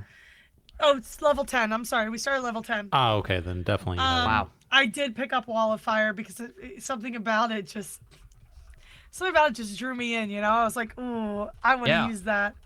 It either draws people in or it keeps people out. Famously, though, I used it was like Cloud of Bugs, Plague of Insects or whatever. Plague of Insects, yep. Yeah, famously used that, and that's how all the silly stuff happened. But yeah, I did want to use Wall of Fire. I just don't think I ever got around to using it, especially because like the guys we were fighting were fire guys. So I didn't feel like it would be appropriate. I think I was probably still Expedition 33 pilled, where it's like if you attack a fire guy with fire, he absorbs it and heals. So my head was probably like, well, fire is probably not going to be that effective against a fire guy. Yeah. So I never got around to using it, but it was definitely one of those spells where I was like, I think I see why Ben would also be like, I want it. Doc, are there any health absorb kind of like mechanics in D&D? Because like I think the only thing that there is like damage immunity. Unless they're DMs kind of like going on a bit of a mad one and doing like some homebrewing. Not really. That's not really a mechanic. I think I was just insane. I think 5th edition anyway, Harry. Yeah. I will say though, there is nothing worse than being like, I hit with like a insert like a damage type here, especially when it's like something like Chromatic Orb, but you can choose the damage type and you say lightning and it says it's immune to lightning, and I'm like, Damn it! No. Yeah. Yeah. So Exactly like far, that. so far, we've had martial weapon resistance, I think, for a few things in the campaign with the natural six crew here, and I can't remember any magic resistance. But maybe there's been some there must have been some fire resist at some point. Also, yeah, and like if it's D&D 2024, I believe that just the concept of like physical resistance, like, you know, the piercing, bludgeoning, slashing damage just like doesn't really exist in 2024 balancing, No. which is pretty cool. I like that. Yay! Thank you Yeah, for not having non-magical blah blah blah resistance. No, yeah. Martial classes are just substantially stronger in 2024, right? Yes. So, yeah. I mean, it's cool that he's getting a chance to try out some different stuff and work with a team, obviously, which is great. I like it. I'm enjoying it. I'm here for it. Anything else in the combat of 36? Like, I think it was like 2 rounds or whatever, and they were through everything. It was kind of crazy. Yeah, it was quick. I remember, yeah, just kind of. All I can say is we love it when a plan comes together. Yep, we had a plan going off, and we had a plan coming together. Sorry, I accidentally switched to Twitter, and the first thing I saw was a Phillies Karen meme. Her trying to steal Charlie's golden ticket. Say, that's my golden ticket, Charlie. I thought you were about to say that you had seen another evil Neil Newbon face. No, I probably would have jumped. Maybe get jump scared. Scare. Cool. Second half. So the second half. Second half. Second half of 36. I mean, it was so lore heavy. Yeah. I think it was recorded like in terms of the timeline. Because again, they mentioned it in the action surge. It was only like very brief, very shortly after it was like Jazzy's birthday, I believe. And it was just kind of funny because they were just being there being like, well, this is like the best birthday present, basically. Yep. Yep. Yeah. Wow. So many. Yeah. So much validation was happening in the spoiler chat. It really was. Mm-hmm. It was. Oh yeah. I mean, you know. It was popping off. But slightly before. I'm so disappointed that I wasn't able to be there at the watch party while I was away. But slightly before we get to that, though, I mean, obviously, there's the bit where they first get in. Icy's like the first memory of his tribe. We get like, you know, sort of like kind of sassy eye. We get like I have a bit of sass, which, you know, honestly, kind of warranted. I think it's you know, he's feeling some big boy feelings, you know, feeling some sort of like complicated feelings, and like we can respect that. Good for him for character growth. Yeah, because again. Yeah, it's like, I mean, when you're going in like the original part of the series, like say session 0, like my mind was sort of thinking like, oh yeah, those kobolds are dead. They're not around. They're dead. They're so dead. They are so dead and gone. That like, I guess that was like just a funny thing when I sort of again read his synopsis in session 0. That like it actually, you know, it all kind of been a bit. They're actually okay, and they have been chilling in paradise essentially. For this whole time. Well, yeah, we'll get into whether it's paradise or not.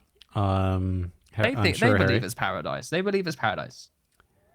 Yep. Like, no, you know, there was Eyes like Neo. He's been outside the Matrix or something. I don't know. There's like some kind of that is a very good analogy, actually. Someone please draw Harry. Like Eye with like the sunglasses and the Neo stuff. Like, I don't know. That would be funny. Getting unjacked. No, I mean I'm just more thinking like doing like, you know. Doing the whole like cool, Yeah. cool 360 ducking Bullet under time, bullets or something. I don't know. dodging the arrows, whatever. Give him the sunglasses. Yeah. Yeah, I mean, it was very quick, right? Like 5 minutes or less, and they're all standing with googly eyes at themselves, right? Yeah, and to be honest, I respect it. I respect the hustle. They're like, no, we're not fudging around. We are not messing around. Yeah, we got questions. Yeah, we're not here to eat food and have our feet rubbed, but well, Kel, in the Kel medical might tent. be. Yeah. Well, Kel might be, but nobody else is. Yeah. Certainly, I is not. Yeah. No. We got things to do, people to see. Yeah, I loved them self description. I thought Harry did a pretty cool job of trying to make it unique and impressive. That sort of moment. I did find it interesting that they didn't make themselves larger. That wasn't something that he kind of leaned into. I might have to ask him when I see him next whether that was intentional or not. Giant kobold. Yeah.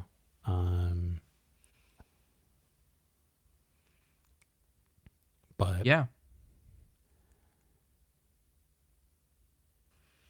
Obviously, lots of stuff was revealed. Oh, yes. Oh, yeah. Many reveals. Adira, can I see some of my reveals, please? I sent a picture in the podcast channel. I don't know if you guys saw me throw my hands in the air, but if you go into the podcast channel, you'll see why. It's very silly. Let's see here. That's what I was dealing with. Let's see. All right. Thalon has a kid, and the child is in fact Thalon's. So anyway, there you go. He knows what Radiant is. He's an Eladrin, Yes. summer Eladrin from the Feywild. More crazy. He's also been a bunch of NPCs that they've met along the way. Yes. Conveniently, none of them had ever seen I because of the stealth checks. Crazy, yeah. Let's see what else. We've got the fact that there's totems that keep the wards up. And that's what they meant by the Briar will hold and all that. And it's funny because guess Briar's whose fault not holding, that is? gang. The Briar currently ain't holding. Guess whose fault that is? So yeah, lots of crazy stuff. Kel has a totem. I know for quite a few people, and a few mentioned this to me, that parts of the discussion just with the reverb in the room and whatever were tricky to hear. Yeah. There is, thanks to Andy, a full transcript in the spoiler chat of the whole discussion with himself. That was like half an hour. Wait, not more than half an hour. That was like 2 hours. What the hell? He has been a trooper. So there's a full transcript on Discord. So if you want to see, if anybody is interested in listening to the whole Gambit, yeah, I'm gonna need to be like pinged that because like I might legit need to get that pinned. That might actually legitimately need to be pinned. There's a full thread, and I will send it here to you. No, send it to me after. But like, that's crazy work. Yeah. That's like insane amounts of work. Yeah. Thank you, Andy. Good job. Taking notes was definitely a trip.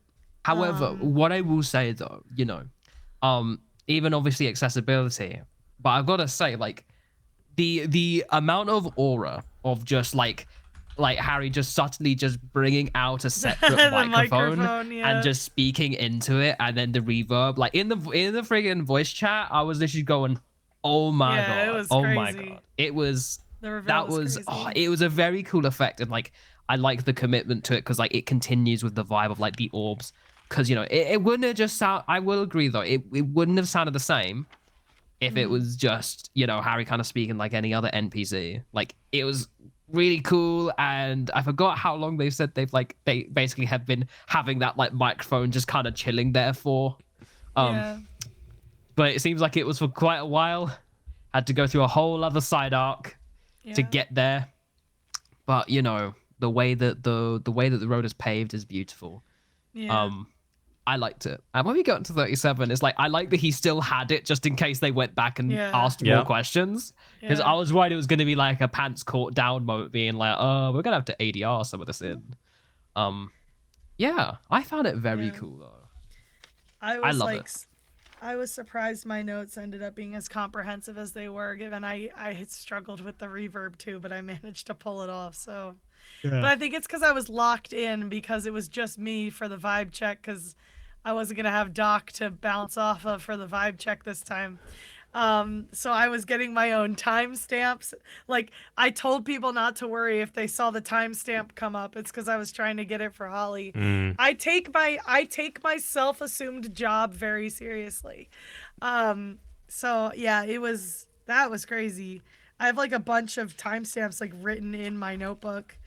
I literally wrote down everything. I was like, I threw everything at the wall. I was like, Holly, you don't have to do it. I just put everything in there, and you guys tell me what we're doing and what we're not.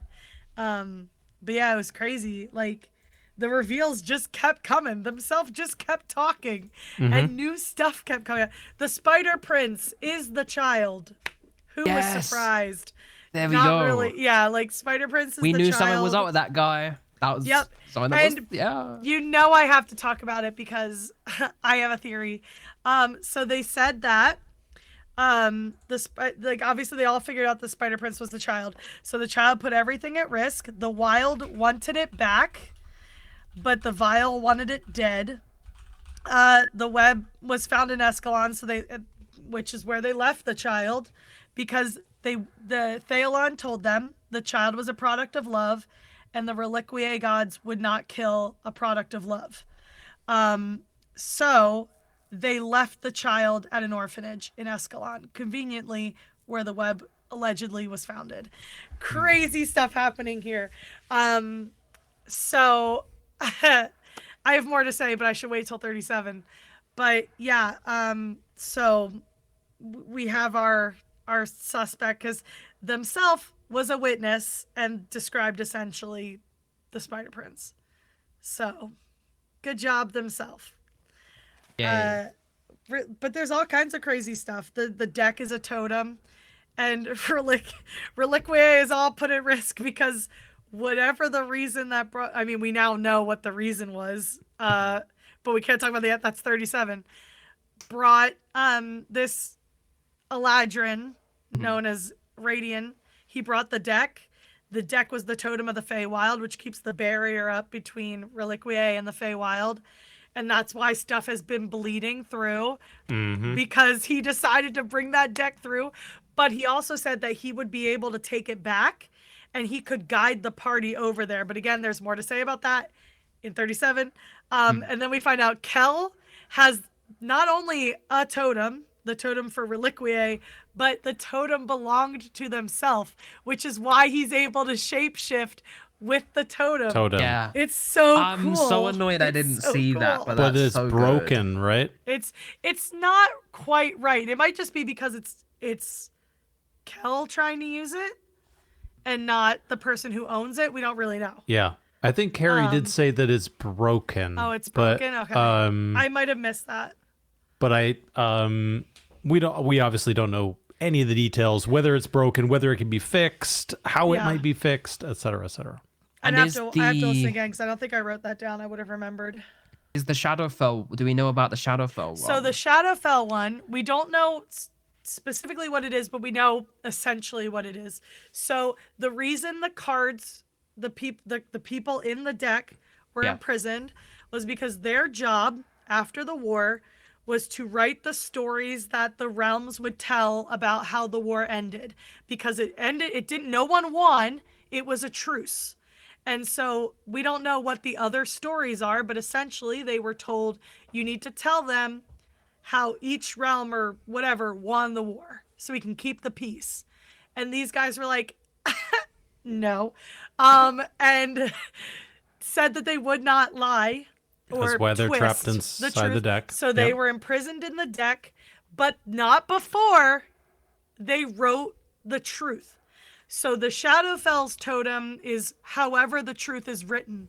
It is the story, the true account of the war, which is probably why the Shadowfell is the way it is, but we don't know because we haven't met anyone from there yet. Whereas like the Feywild, we have some hints as to what's going on there because of various things we found out. But as far as we know, we haven't met anyone from the Shadowfell to give us any kind of clue as to what could be leaking, except the blight is all over the place. So if that's part of it, we don't know. But people have suspected that the bag, like people are saying in the spoiler chat, that the bag that the Spider Prince carries or the Spinner carries, whoever has it, has the story in it, which could be how there's blight everywhere. Because we thought obviously that the bag had some kind of like had like some sort of truth telling or truth identifying feature to it, so so that would probably track if because they obviously never lied around the thing or something to detect that. That would that would match up. That would match up if it had some kind of spooky magical thing. That does seem to be. That's a pretty big leap though, for me. I haven't guessed anything yet. That he has the third totem. That seems a bit much. But oh no. And this is different to the remnants, right? Which is like the holy. I mean, the remnants are essentially the fake story, right? Got it. Yeah. Yeah. So the fake story is the story that they know as the creation of Rickwood, the virtuous wand, and thus they created this great realm and blah blah blah. Everyone has their own version of that to keep everyone, essentially to keep everyone separate is the vibe. Yes. Like no one will start anything if we all keep to our own realms. Yes. And that's why, like, you know, we don't really know what the situation was with Theolon, who switched sides, but themself was a spy and was then treated like trash because they never trusted them again. And so that's why Kel has the totem. They gave their necklace up as proof that, like, you can trust me, guys. Look, here's my special necklace. And they said in 37 essentially that didn't change anything.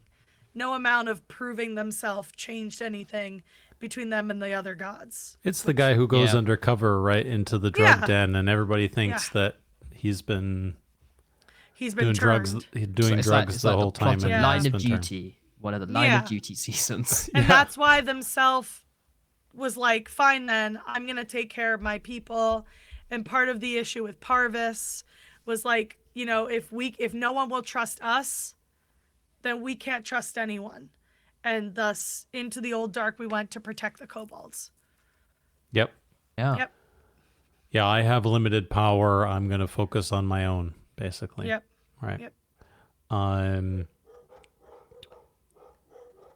There be dragons as well. Yes, the dragons. Yes. Why do you think the forest moves? That was so cool. Like, that the way that themselves was just like, yeah, of course there's dragons in Lathy. Why do you think the forest walks? I was like, bro, what? So cool. It was kind of serendipitous that this was all happening while the Draconim stuff was going. Yeah, coincidentally, well. But yeah, I mean. Oh, and intercut with like the cursed dragonad as well. Yeah. Yes. The cursed dragonad. The cursed dragonad as well. Oh I don't know if that was. I did say that was well timed. That was deliberate, well-timed. right? Yeah. Yeah. I mean, we had some pretty substantial revelations there. Obviously, lots of peripheral detail on Radian, state of the world, I'm just repeating more or less what you already said, Shan. I mean, I'm scanning my notes as we go to make sure I've got like. I mean, shall we talk about it? Shall we talk about it? Talk about what? Look, it was a bad 36 great episode. Bad day to be a Radiant Reborn believer. Bad day after having been on this theory for. But you can since still be fucking day reborn, one. Harry. You are so believing in that, and I really appreciate that you believe in it. Like, it's also not looking good, especially in 37, because because Radiant actually does go to sleep and does a trance in the sleep, which means he can't be a reborn because reborns don't sleep. So it's so over. It's so unbelievably over. Yeah. The last 2 episodes have just been ruinous for me. Ruinous. I will say I was mad impressed and found it very funny that Radian used the information he learned to convince themselves to let him go. Like at the very end, themselves like, no, you can't go. You have to stay. And Radian's like, well, I am the only one who can fix the Feywild barrier. But I also like that he actually had like a speech where he was like, no, we're just putting you in danger, and we just want to protect the ones we love too. So, like, let us go do that. But also, I did find it very funny that Ben was like, conveniently, you just said I need to go. So, you should just let me go. I'm messing things up here. You need to let me kind of depart, right? Yeah. I mean, funny.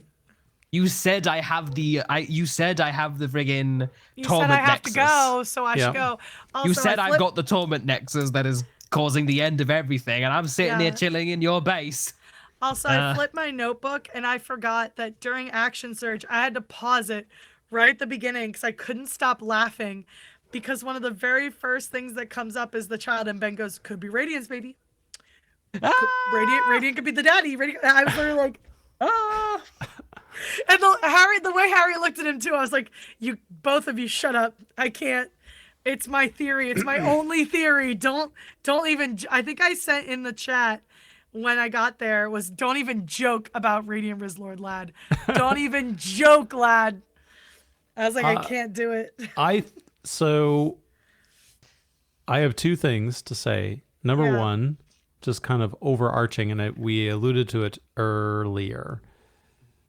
The vibe at the table and the way in which the group is comfortable with each other now meant that whole section went unbelievable, right? Like, the ability for them all to kind of just like have their own little time to put their little quip in and kind of guide the conversation, etc., was just it's some of the best kind of viewing I think I've had maybe since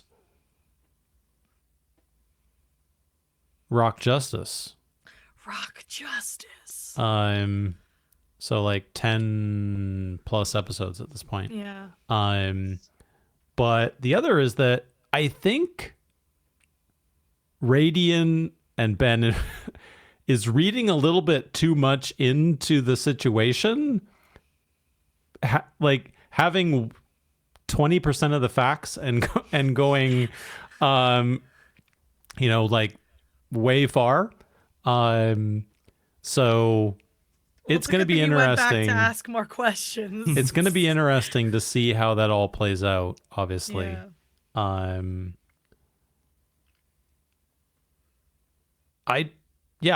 I don't know that there's much else to say about 36 that we haven't said already.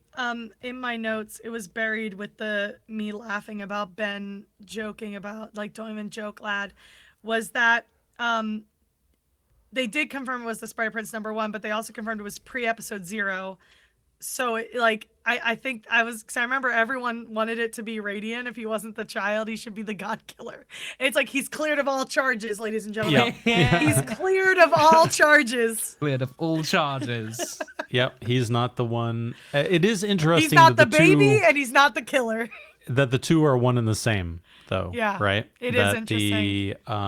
Well, we didn't suspect that because of the way that, I think a lot of people suspected the child was Theolon's anyway because of my one theory. One of the clues was the fact that Theolon was left in a more respected position and more respected state, like her body was in a better state, and it was like up on a pedestal or whatever.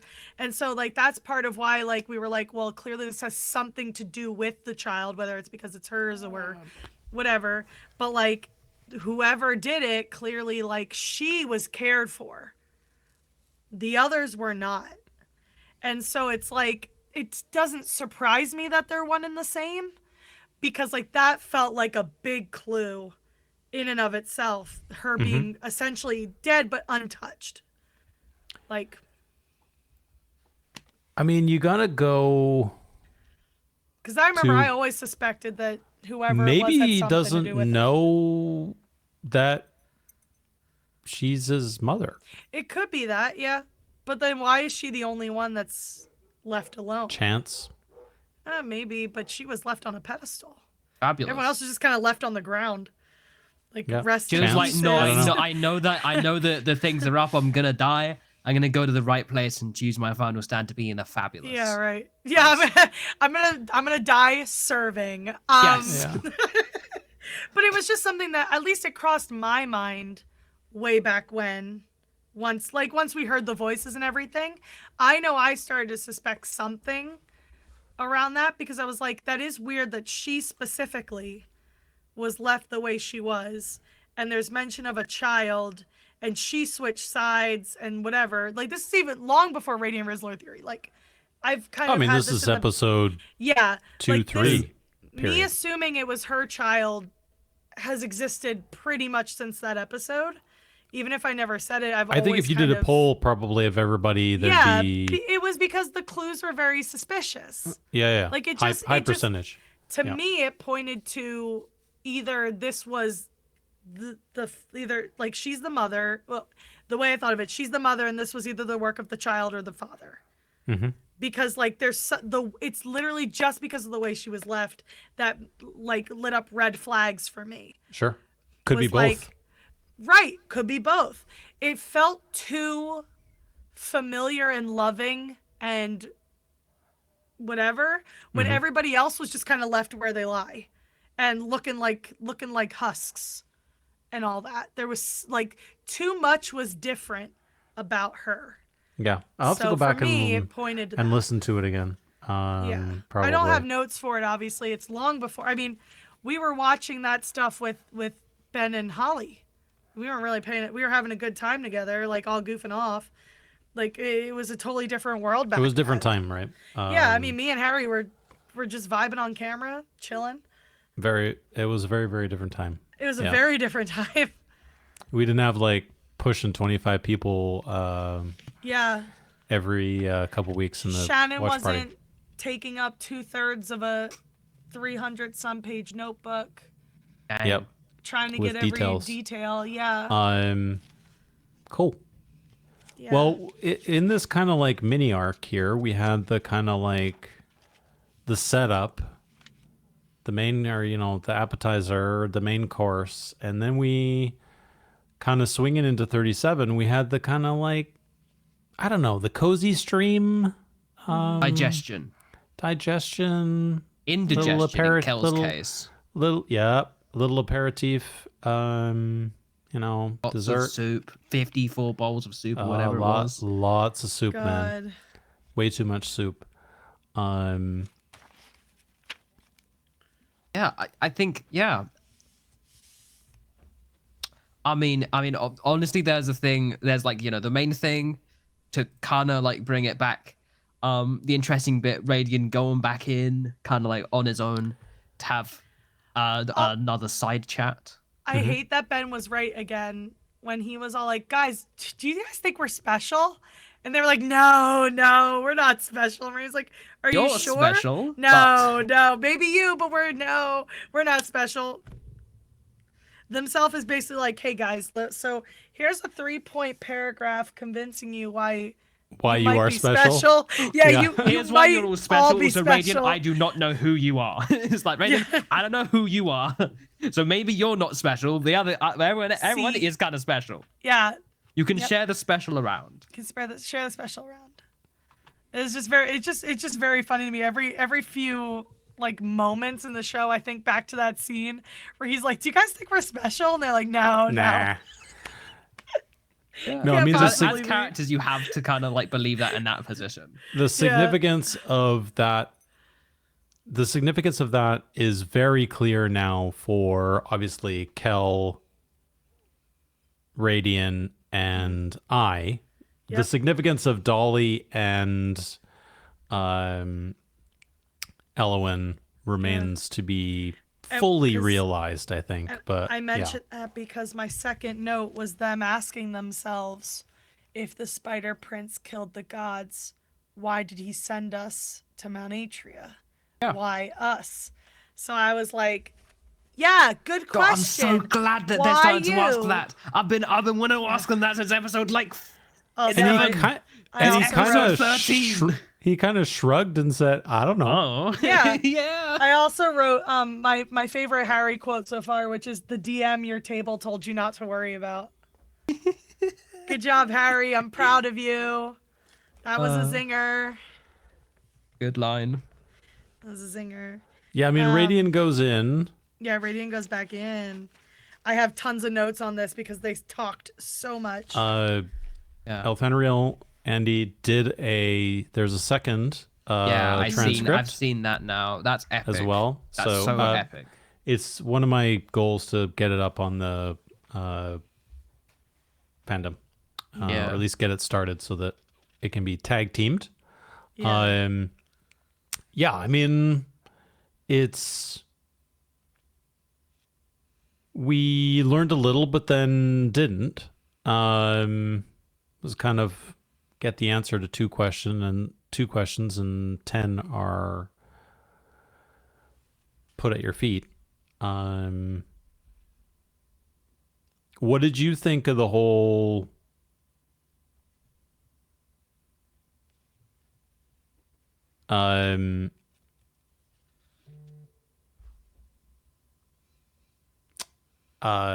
vision, Shan? Well, I mean, so my eyes literally, right as you were asking, like, I don't know if you saw, I was looking at my notes because my eyes fell on when Radiant said, "I'm nothing," and themselves said, "Well, you were something to Thealon. She was proud of you." And obviously she means like the Eladrin because she created the Eladrin or whatever. But it's like, But she didn't. She didn't, right? So it's like, interesting you say that. That's why I wrote it down. Because I was like, if she didn't make the people she was a part of, why would you say that? Anyway, so I was very interested. So clearly that was his dad. And I think you can read, so Elf Renoir, for instance, you can read, like, what if he's played by Andy Serkis? There's a couple of ways you can read this, right? So Radiant is, I don't know if I wrote this down word for word, but I did put quotes, so I think I did get it. They stole her from me. They told me lies about her, and I will make them feel the same way I feel, or something like that. So there's a couple ways you can read that. You can read a very surface level version, which is like, if she was considered a deity in the Feywild, if she was a leader, even a leader in the Feywild, which they say she was one of their like war leaders or whatever, but she changed sides. You could take it at that. Like, he really believed in her. Like, he was like, that's my girl. I follow her like teachings, and I'm super into that. And then those reliquians, or however they took her, the virtuous like took her from us, and they made me feel hopeless, and I'm going to change that. This feels too extreme, which is why I took that as, oh yeah, this guy was in love with her one way or another, because like the whole, it was I'm going to make them feel the way I feel, where I was like, that's a little extreme for just anything. And so I was feeling very much like, oh yeah, especially because the guy who seems to be his father is saying, you don't have to do this, you don't need to do this. But also, why would he have the deck if he wasn't someone important? Because the theory goes, or at least like, we don't know who gets what or why. We assume that they hid. Like, we can figure out why Reliquia would just like, the virtuous would just toss his necklace somewhere, because they did not respect themselves. They're like, you know what? Send it somewhere where themselves is not going to get it. We don't necessarily know why the Feywild did what they did with the deck. We don't know. But he had it. Did he steal it? Was it his? Mm-hmm. But if he was given that by somebody for a reason, and he has the ability to just jump where he wants when he shouldn't, but he's mad, that takes a lot of anger and a lot of passion to just be like, I'm going to risk it all. I'm going to risk the barriers between the worlds to make somebody feel the way that I feel right now.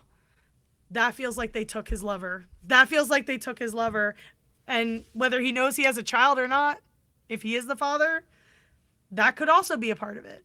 We don't know, though. He doesn't know anything. We don't know anything. But it definitely feels less like that's my leader / deity that I follow, and more like I loved that person. They took her from me, and they are going to feel the anger and suffering and pain that I feel right now. So here's a 5D chess.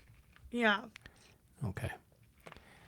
And I was watching Harry very intently while he was answering a whole series of questions. Very... Yeah, see, I was taking notes, so I was not watching Harry. Very careful about his answers. Mm-hmm.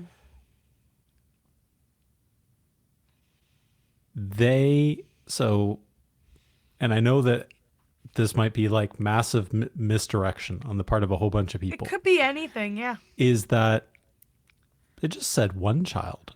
Doesn't mean that there's only one.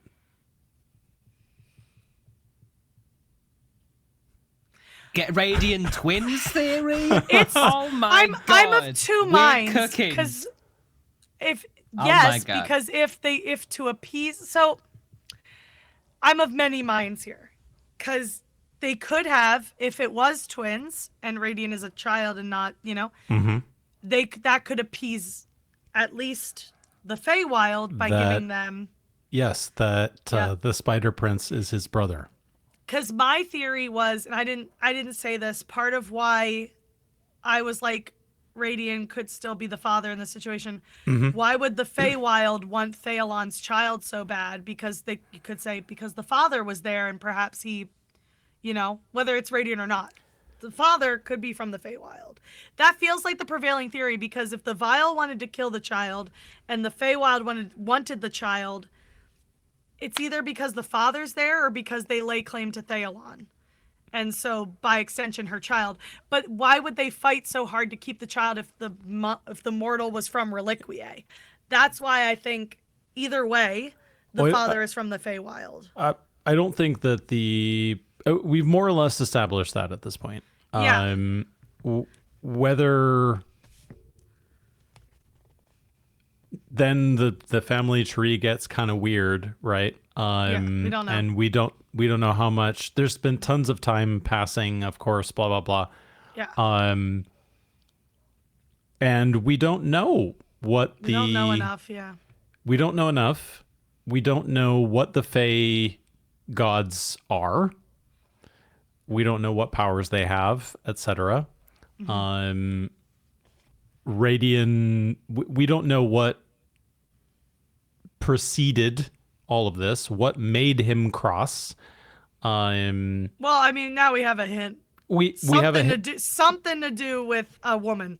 Yes, or with family in Radiant, general. Name a woman. Yeah, for $1, Radiant. Name a woman. Name a woman. With family in general, right? Yeah. And there's all sorts of ways in which his that dad can be, is there, so or some sort of mentor. Could be that I think it's his dad. Could be that his father is the father, and his father, after Theolon has to return to Reliquiae, has other children. Those things are linked. Blah blah blah. Who knows, right? I don't have any cohesive theory or anything like that, and I don't know if this even fits into anything. But the only thing I want to point out that seems just interesting, just ruminating, Theolon being a god that kind of is the one who swapped sides. Yep. And the fact that Eladrin are inherently Fey elves versus wood elves and lemon wine drinking elves being the I forget what regular elves are called. but like there's no regular elves, like non-wood elves. I don't know, like, you know, your default character creator Your elves that high you elf? have to swap over. Yes, high elf. Like Barabask. Barabask Yes. feels like a high elf. Yep. Yes.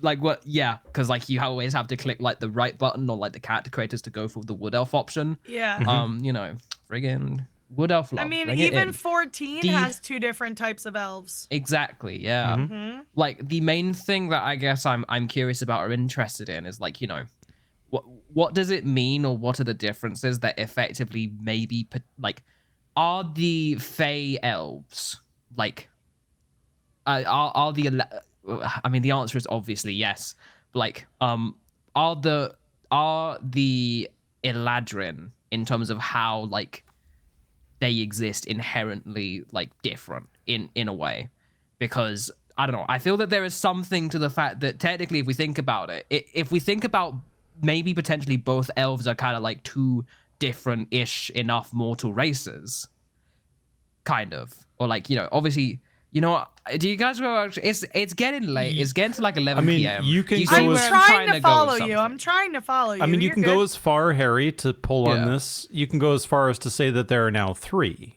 Yeah. I mean, Right? yeah. So But the thing is that wood elves, what I'm trying to say, wood elves, high elves, they probably got created for So- Reliquary for the virtuous guys. Yeah. And then there's like the friggin' like Eladrin, who was sort of chilling there, who are kind of like the first draft, kind of. So I I'm don't know. wondering, What's up with that? Harry, because they pointed out that Radiant is a summer Eladrin. Yeah. And that he felt his power he felt a little stronger going into the sister forest Mm-hmm. because it was summer. If there, maybe the other Eladrin are like winter. Yeah. Or to that nature, like more in tune with, more aligned with like the weather, or like a type of magic, as opposed to like whatever makes a wood elf different from a high elf, you know what I mean?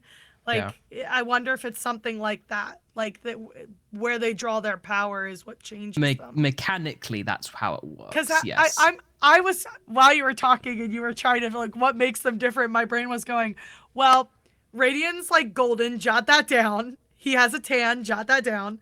But like I don't think we've ever described what other like skin types elves have, because we haven't really seen a ton of them. Haven't Radiant, name an elf. Yeah, Radiant for $1, name an elf. haven't seen a ton of other elves, but I mean that does fit with the Theolon being of both realms, and there being, you know, Eladrin there, and that she is the binding there. You know, you want to talk about things, Shan, that would cause you to cross the barrier. We know that the gods were killed before they went up the mountain. Yeah. So if you Pre-episode want to 0. have good reason to cross over the barrier, having your god killed is a pretty good reason to cross the barrier. I was thinking that as well. Like, it's another one of those things where I think I mentioned this in a post-episode chat, so I don't know if you were there. I don't think I've talked about it. I know I've talked about it out loud. I just don't know where, is what I'm trying to say. That I had said the same thing. Like, we don't know the timeline necessarily. We don't know how long Radiant's been in Reliquiae. Or like how long he hasn't had his memories, obviously, was more the framing of the first time I said it. So like that's why I said, like, if people think he was the one who killed the gods, we don't have a timeline for anything. So now we know that the gods died pre-episode 0. So yeah, if depending on how far ahead of pre-episode 0 both the gods died and Radiant came to Reliquiae, that would be a good question.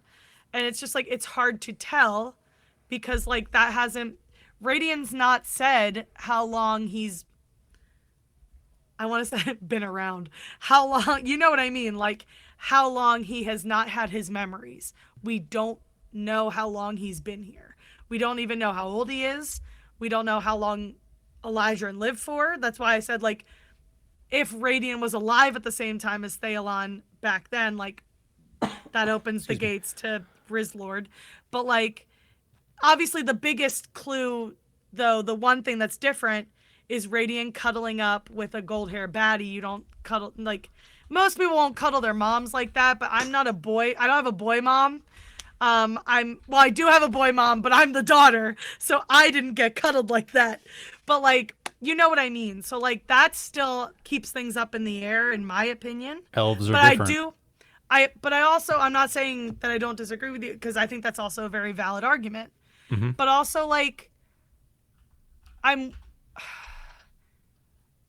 nobody else has brought up the question if there's two children is the other thing. Like even themselves like knows all about themselves, was involved with the decision about the child, which means I would assume themselves has like been around the child if they were the ones who left them somewhere. It's So I like don't the know how much Bart room Simpson I don't Halloween know how much episode. yeah, I don't know how much room Thealon had for deception if she had two, but I'm keeping it open. I'm not closing the door. I mean, it's on the table.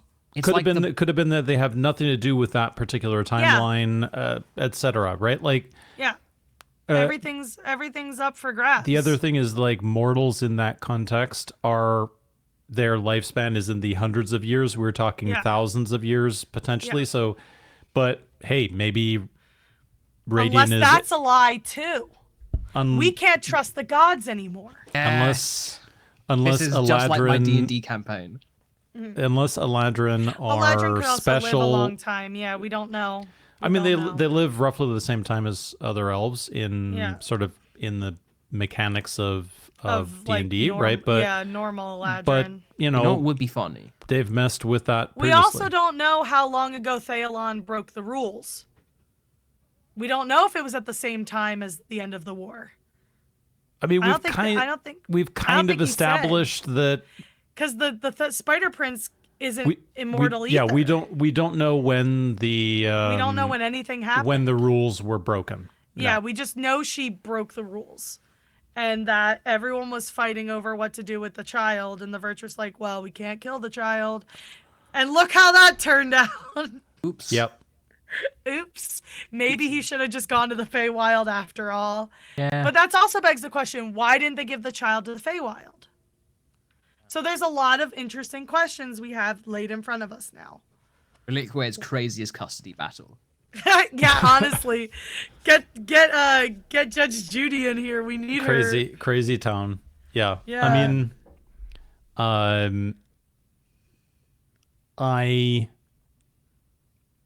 the number of theories are now obviously immense with respect to Radiant.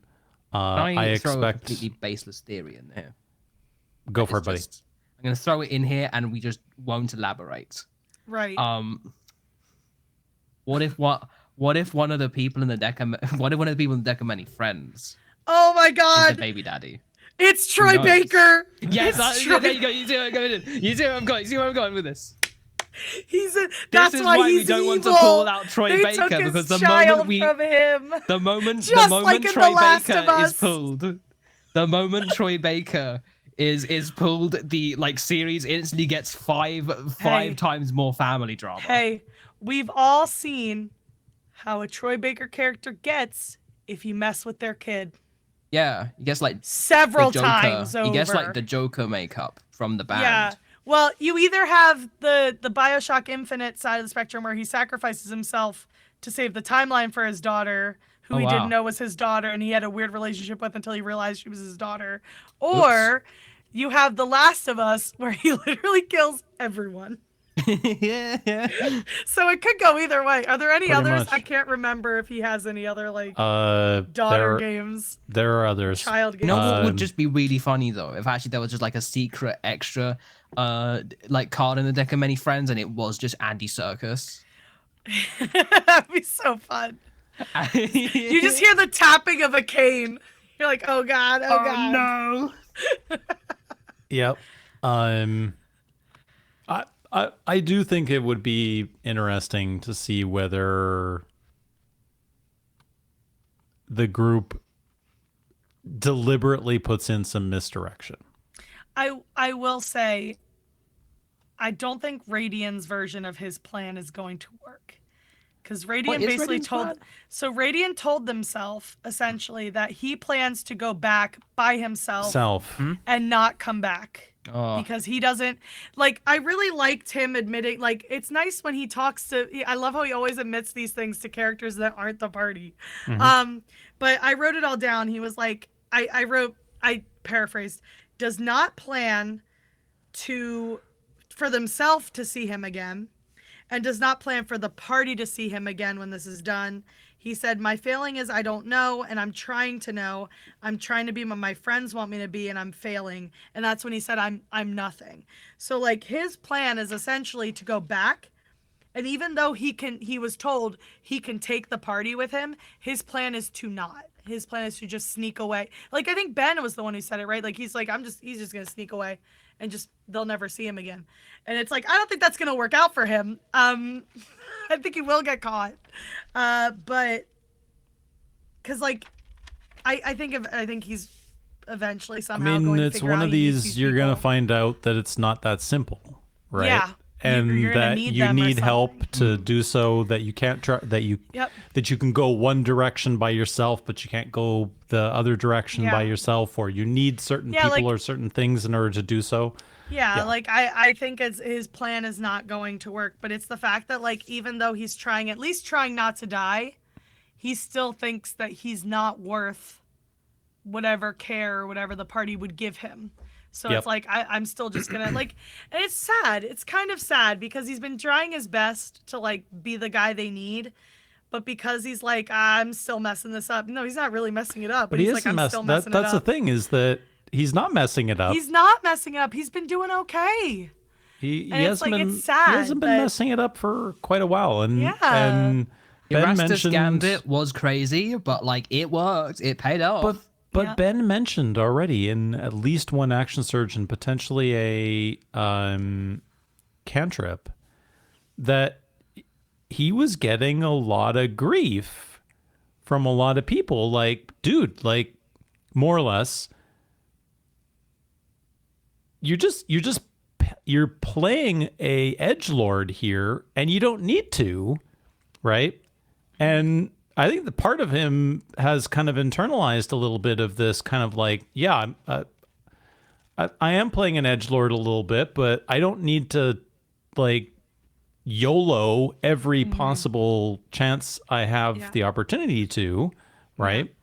And oh, by the way, I can let things unfold here. I don't need to necessarily control everything here, or control the pacing of everything, right? It's like, as soon as the things go down, now I need to YOLO, right? Yeah.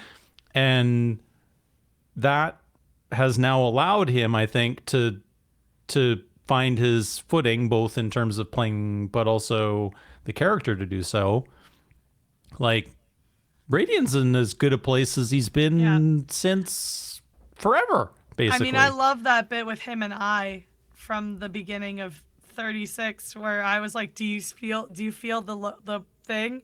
And Radiant's like, yeah, I feel the thing. And he's like, you don't have to lie to me. You can say you don't feel it, but I do feel it. Okay, you feel it. Good job. You feel like, it. I thought that was very cute that he like, and with the apple bit too, a couple episodes ago, him playing along with it's like, you clearly want to be a part of this group, Radiant. Let it happen. Like, you're trying to have fun with these people. Let it happen. He was also attempting to be, and maybe this is the nice segue away from the lore. And because I was getting ready to like try and talk about like the hatchling stuff eventually, 'cause that's my favorite. He was also the one trying to be like, hey, there's two sides to every story. You need to think a little bit more before you start judging the decisions of others necessarily, right? That doesn't mean you can't judge their decisions, but at the same time, you should step back a little bit and think about what leads a person to to those decisions. Yeah. But it's like, I mean, themselves is protecting, doing what they believe is right. Yeah. Right. Yeah. And you can disagree, which gets to the discussion probably from 45 minutes ago, which Harry brought up, are they safe? is this Yeah, as are they good as it really? initially appears? Because every utopian story from time always ends up with a fall, Yeah. right? I will say I do like sticking with themselves. I do like that Radiant's like, could you just talk to I? Like, I think you should talk to I one more time. One more Like, I was like, time. that's really nice of you to like, well, I came here for lore, but really I just think not to give you advice or anything, your godliness, but you should probably talk to I because like he needs you. And I think you need him.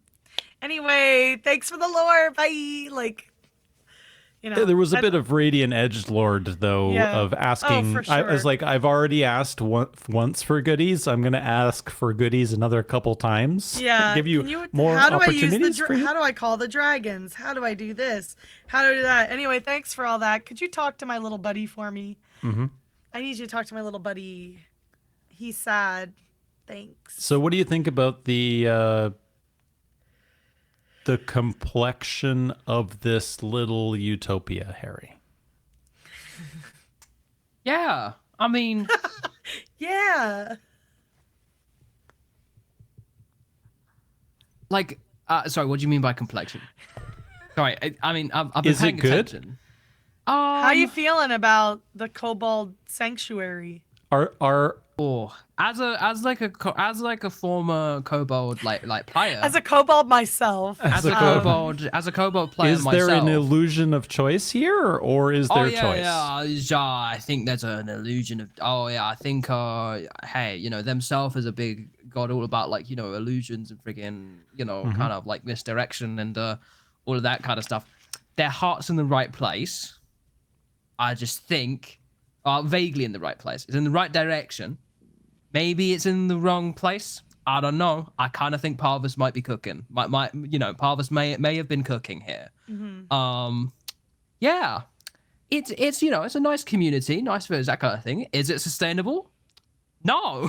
They're gonna run out. I mean, so here's two things. Again, we're just empirically, they're gonna run out of food at some point. Obviously, they can go and hunt and that kind of thing, and that could potentially be fine. The main thing that is the problem, though, one, Gloam kind of like going in. Eventually, it's gonna, if they take over all the outside and there's just like one tiny place to go, then you're gonna get destroyed.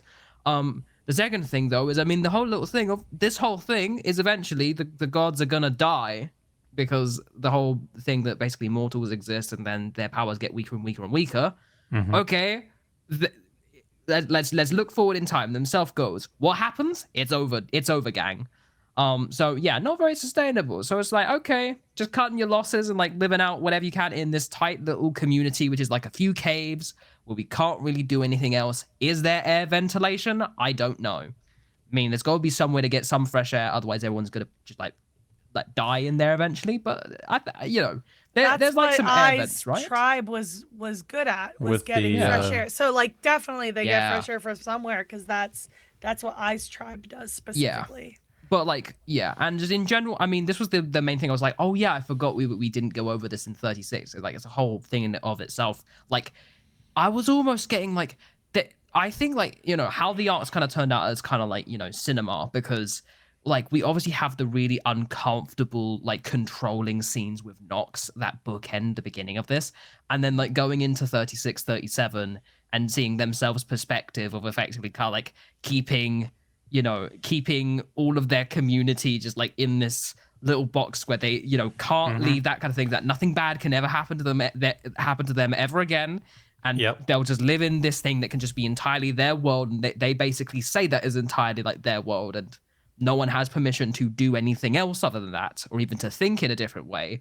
Just I'm gonna be real, feels kind of like it's got some like almost Nox X like parallels to it, even. Like, if we see it go down its like logical endpoint. It does. I know Harry said specifically in Action Surge he didn't want this to feel like Nox 2.0. I just think it's interesting. It's like, it's the same kind of like almost a similar-ish theme. It does echo. And like, I think it's cool that it's an interesting echo. One's for power and one's for protection. One's for selfish reasons, and the other is for ostensibly selfless reasons, because themself knows Yeah. that by doing this, they will die by Yes. choosing to do this. So it's like, even though themselves, like being selfish in their selflessness, there is a difference between the two, but it has similar like through lines. They're trying to So, do like- right by their people, and I can appreciate that. I just feel like I don't know if Nox is, but no. I mean yeah, themselves. Right, Themselves. themselves is Themselves. right. They're trying to I do forgot right we're using by the their singular people. they. Yes. But yeah, agreed. Yeah, It Nox is can get in the bin. yeah. trash. It is an interesting philosophical discussion to be had about whether what is freedom, what is choice, and the implications of protecting someone from themselves. And that is a weird phrase to say when the Yeah. god is called themself. I love the kobolds so much. Their names but- are crazy. Them, at that point, there isn't an opportunity for growth and all this type of stuff, right? It's I a think- very sterile way of living. I think the big problem with it, or like the big like problem with it, or the thing that will actually leave quite like a sour thing in terms of, again, I like it because it's fallible gods they can have freaking problems too. Like it's like the jump from going from basically I brought you home, that kind of thing, sort of say to protect you, that kind of thing, to be like, okay, you want to leave again? Sorry, I'm disowning you, basically. Instant disownment. I mean, speedrun. that's classic that's cult. like, wow. That's classic cult behavior, right? Yeah. I Yeah. once tried to run away from home. I was inspired by my brother who ran away from home and was staying with his friend down the street during one of my dad's like more particularly bad periods during my teenage years. And he straight told me, if you leave this house, you will not be welcome back. So it's like, yeah, I know what that feels like. Yeah. It's not great, but it's like, it's just a form of control, which is essentially what themself is doing by having like the hive mind or whatever. Everybody has their role, everybody like, which is what I is trying to change, obviously, but it's like, it's just, even if it's with kindness, it's a form of control. Yeah, there's Yeah. there's Try and definitely scare him straight. If you try and leave, you can never come back. you can never come back. And like Yep. whether I rises to the challenge or not is, story. Yeah, I mean, there's a question there about the kobolds are basically all like children, right? And he even says this, I think, in the episode, my child, basically, or you're just a child, effectively, to I, right? And that's a very, very specific way of treating people, and has all sorts of, that's got colonialism vibes, that's got all sorts of stuff, right? Associated with it. And that idea intertwined with the fact that they seem remarkably receptive to what I is saying and encouraging them to do, that this does feel like a bit of Catholics and Protestants here, a little bit, and or the reformist, if you will, right? The new religion. This just feels like incredibly just meta, because like technically, like gods and stuff like that, it is like religion. Wild. Yep. I have nothing more to contribute to that. Sorry, carry on. I do also like that I brought his new tribe into the trying to like wake up his old tribe, like introducing them to the different groups and be like, here's what this person's good at, like here's Dolly, here's a Dolly, she can tell stories, you guys should talk. Or here's an Eloin, she can fight, you guys should talk. Here's a Kel, he can cook, you guys should talk. Here's a Radian. He's got. I do like that it took He can do Alex cool a stuff. good minute to figure out how to recommend Radian. I liked how Ben was like, I can do stuff. I can It was do just cool a very stuff. silly moment. Like, Radian's I can balls? do cool stuff. Anybody? Yeah, right. Oh boy. So Yep. like it was a cool way to bring like his new tribe to his old tribe. Yep. And to try and give them the tools they need by meeting people who are from different cultures, different belief systems, in the individuals to the collective hive mind, to be like, you can better yourself by like learning from individuals, not just the same thing over and over again. But instead of learning from ourselves, let's learn from other people. And like even Dolly had a moment like that where she asked the old kobold for a story. And it's like, yeah, essentially you learn from meeting different people, which is probably maybe why, to go back to something I said earlier, maybe why Radiant keeps going to other like people who know things. I do like that they joke that he keeps going to authority figures and asking them for advice. It's very funny, but it's true because like he's afraid of what the party would think of him. He said that before. He's afraid of what Dolly would think of him. He's afraid that people won't like him if he and they find out the truth. So he goes to authority figures who also have to deal with these kinds of questions and ask them, what would you do? And so I like that I kind of took that idea of learning from other people and turning it into like, here's how we can better the tribe by learning from outsiders. And it's like, because I does that by being the kobold about town. Yeah, just different the kobold about perspectives. the kobold about Reliquiae, I should say. Yep. Gentleman I. No, gentleman I. Yeah. I the prophet. I the prophet. I the mischief maker. Mischief. Because the best scene in the whole episode was the hatchlings.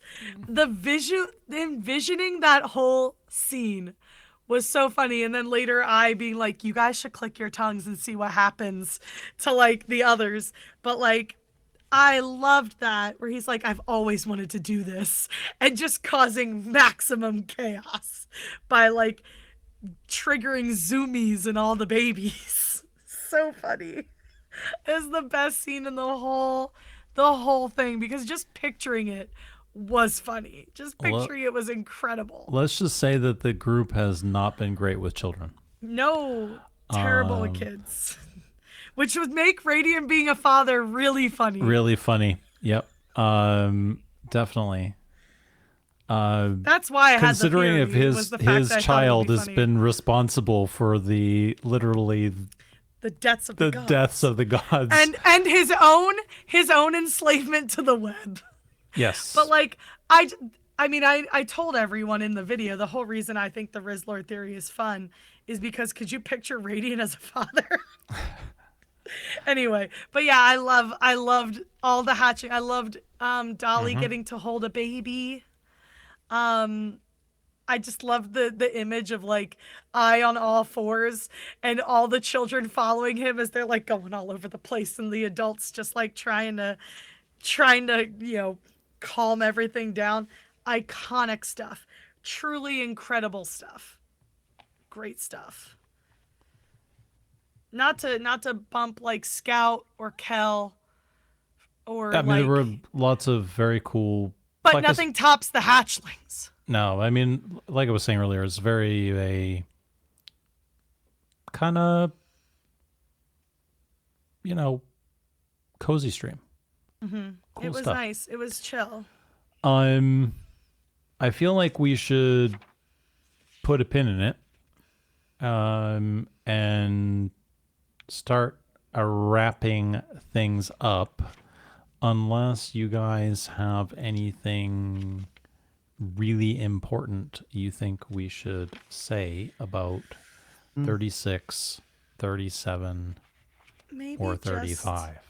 Nothing to say apart from it was fun seeing Dolly's like one more of Dolly's crew and bringing that whole story together. That was fun. I was gonna mention Scout. I think it's really interesting that Scout was able to like confirm, like, no, yeah, when Knox like realized it was me, he literally drugged me, imprisoned me, and sent me away to die, proving that once again he is a bastard.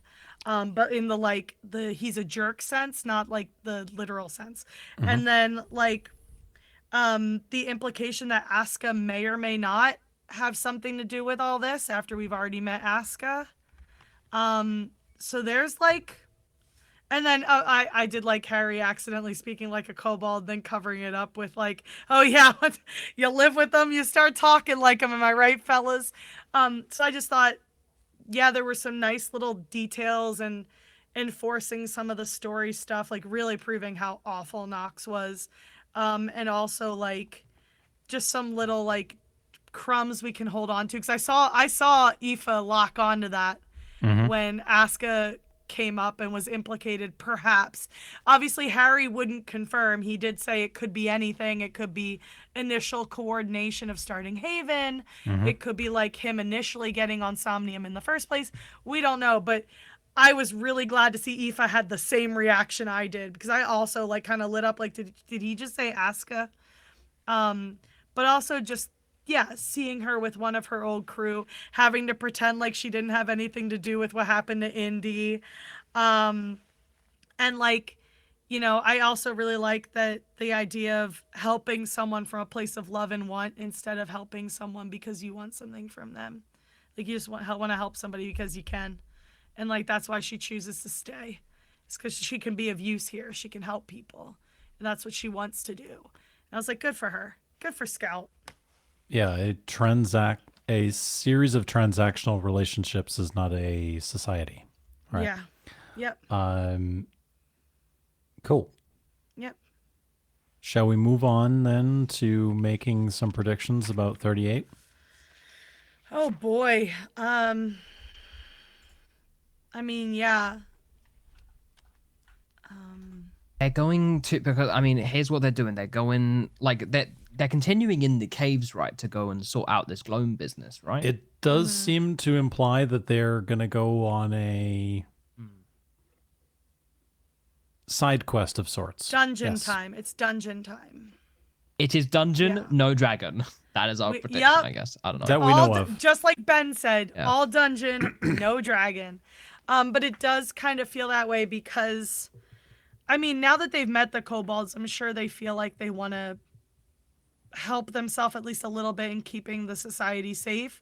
And the best way to do that is to either take out whatever scares them at the bottom of this cave or take out the gloam. And I'm sure you can knock out two birds, one stone. But there's definitely like stuff down there that they feel like they need to fight before they can leave, or like the way out. They have to fight it to get Plus back the out. Children of the Midnight Moon are all kind of They have to linked here. And they have to, you know, whoever's trapped down there doing all this dangerous work, like Dolly, I know feels at least obligated to help these people. And so whatever is down there, and like I wrote down, because Harry asked all of them what they thought was next. And I wrote it down. I know Aoife thinks they're going to be fighting something down there. Holly definitely thinks they're going to be fighting the gloam down there. Ben is worried about a mushroom hive mind, which, yeah, that terrifies me a little bit too. I was scared of that. And Doug is also worried about the creatures in the caves. Obviously, like, Alex had a very valid concern too. It's that, like, anybody can die, which, yeah, I think that's a really valid concern. It's not a specific one. So it's like, for me, obviously, I think there's going to be fighting. So, I think they're going to meet, what's his name? Tella. We shall see. Tella might be somebody they fight down there. And Tella's the gloam one, right? Yeah, they don't know. We talked about that at the watch party too. We don't really know what Tella's association is. We know he is there with the gloam. We know he came later, and we know that he does not wear a mask, and he's pale. He has pale skin, and also he just kills people. He doesn't care about killing people. Those are the facts we got from the Gloam that were talking that Radian listened to back in the first half of 36. I have my prediction. So, Thank all you. right. Do you want to go first, or do you? The only intersection here that we didn't Yeah. talk about is the fact yeah. that Holly Elowin had the interaction with the person that she knew Yes. from Yes. Mouse as well. So there's The- there's even more at yeah. stake for a bunch of characters here Yep. Yep. with respect to the Children of the Midnight Moon. Right. She's the daughter of the place, and literally, this is how I wrote it in the vibe check for Holly, was the daughter of the tavern owner where the brothers would go get turned. Yep. Is how I put it in the notes for Holly. Yep. Fabulous. Yeah. Your prediction, Yeah, Harry, you go first and see My how I want prediction- Mr. Mod, not the DM. My prediction is Yeah. that it was going to originally be that Teller was going to tell us something, because like I thought it'd be a funny pun. But like that's so vague. That's so vague that basically relies, the only way it could not be true is if they just don't even speak to anybody and just start blasting. So I want to clarify. I think Tellus will tell us something that is useful for understanding something lore-wise to do with the Gloam. Okay. Wow. Really cool. I will make really a note of that. specific. Really specific. Shan?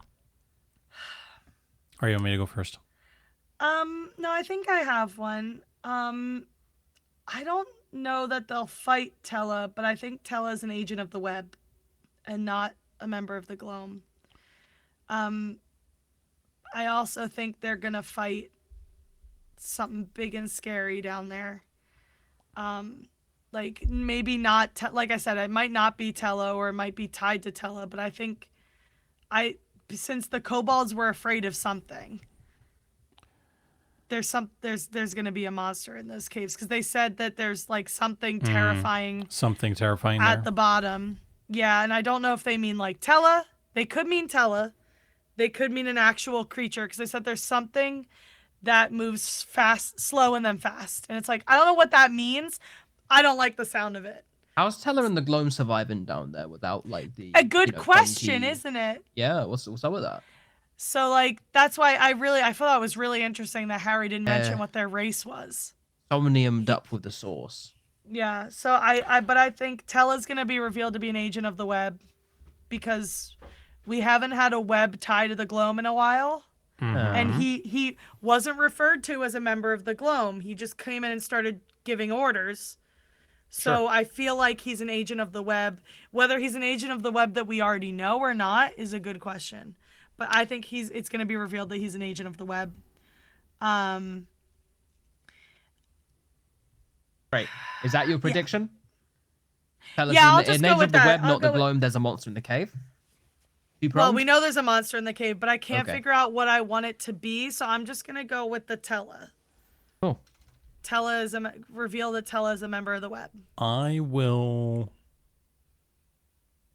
I'm going to go simple this time, because I have trouble doing I this. will see your Tella as an agent of the web and raise you one further, Oh, Okay. I love when you do this. Go for it. which is that if we assume or we surmise that potentially the shadow will flood, that the Spider Prince and Gloam, etc., are Shadowfell related. That Tella is from the Shadowfell. This would be a good time to introduce us to a Shadowfell character, since we have somebody from everywhere. And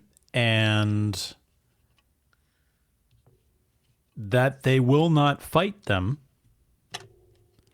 but that there will be more lore revealed, at least in 38. Yep. You I mean was that they hesitant will to tell say us they'd some fight lore? Tella. Oh my god. Yeah, I was hesitant to say that they would fight Tella, because there's bigger stuff down there, which is why I would rather choose a lore-related prediction this time. Yeah. Bold.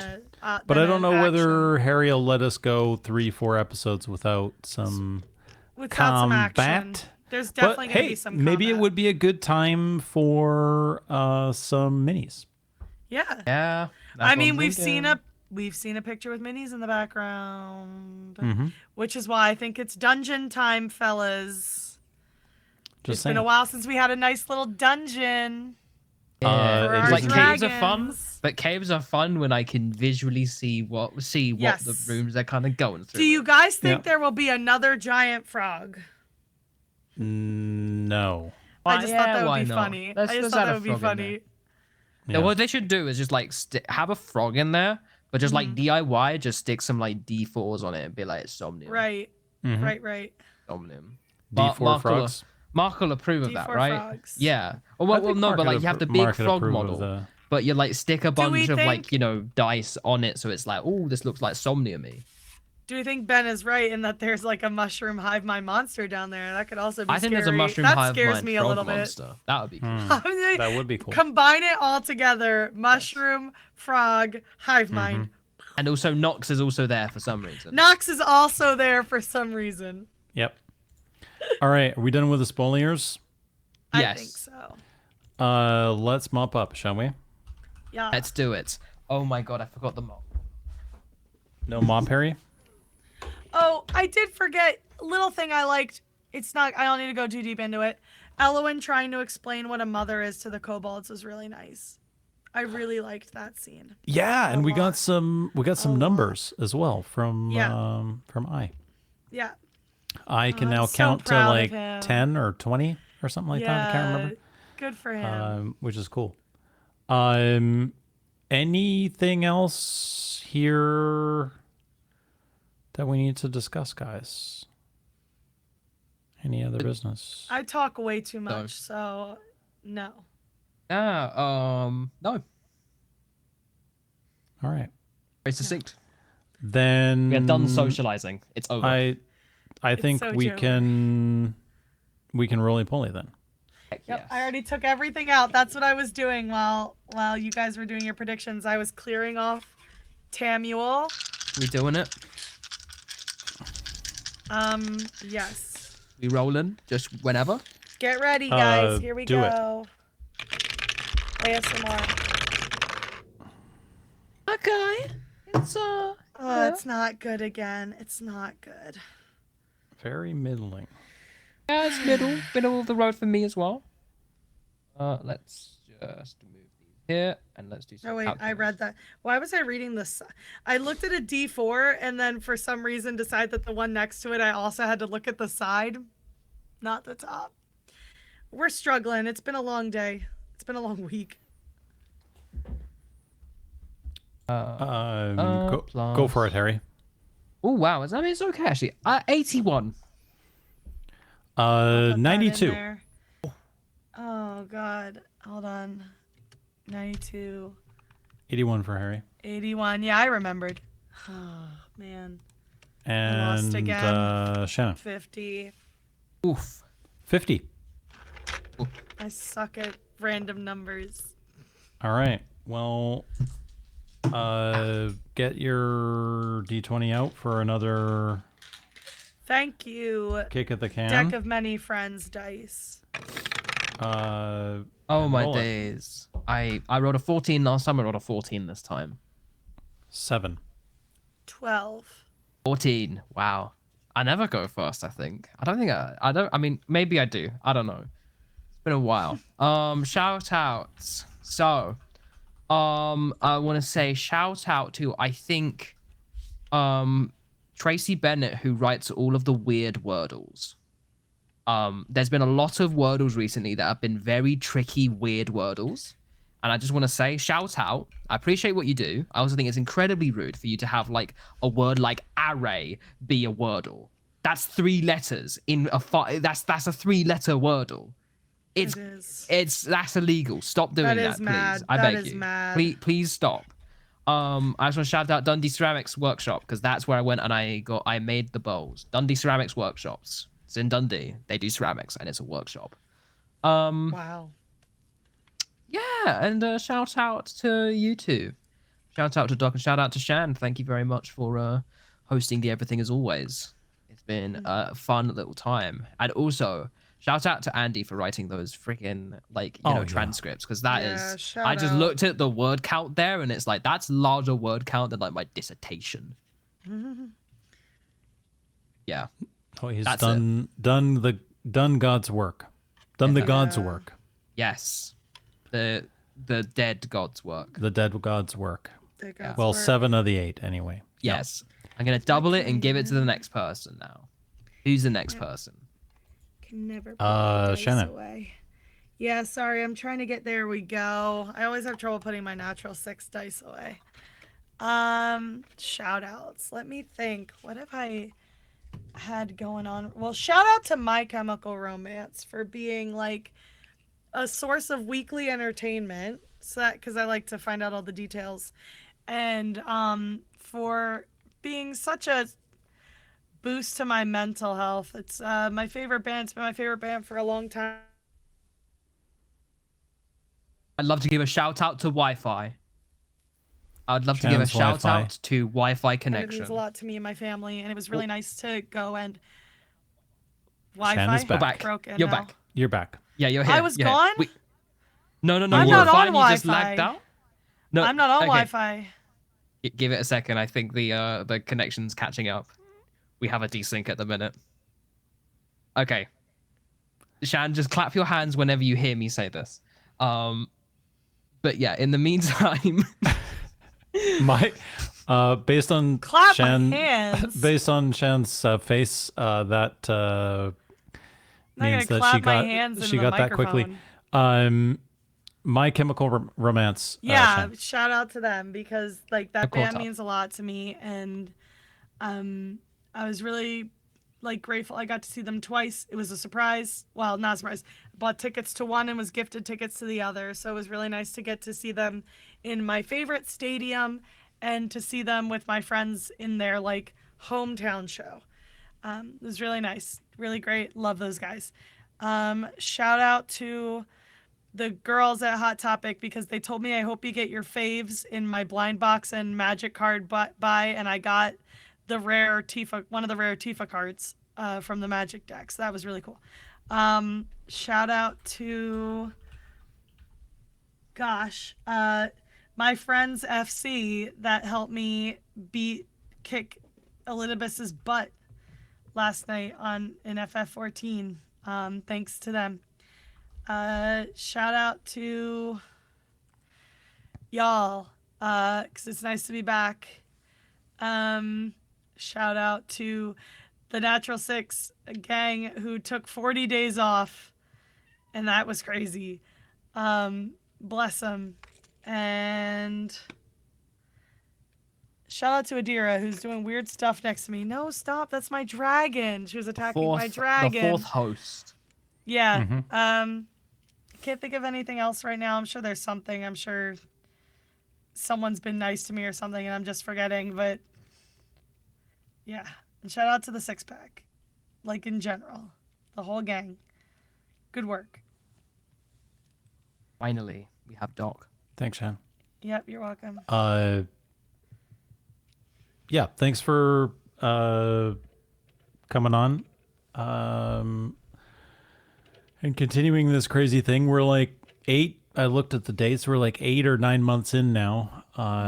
So it's been a thing. We'll have to do something interesting for 1 year. I was thinking about that. I was thinking about like a cool like Party little, hats or something like that. Yeah, like a special. Yeah, maybe we'll have to do something. We'll have to try and do something fun. Yeah. And otherwise, I will repeat in solidarity with Harry, Andy, Health and Rails transcripts of the 36 and 37 discussions are really something else. And otherwise, I think that's it right now. Shout outs to all the crew who are organizing things ahead of MCM and meetups and all that stuff. takes a village. And I think that's it. Is it? I think we can say goodbye. Absolutely. Bye. Bye. Bye, everybody. Thanks for playing.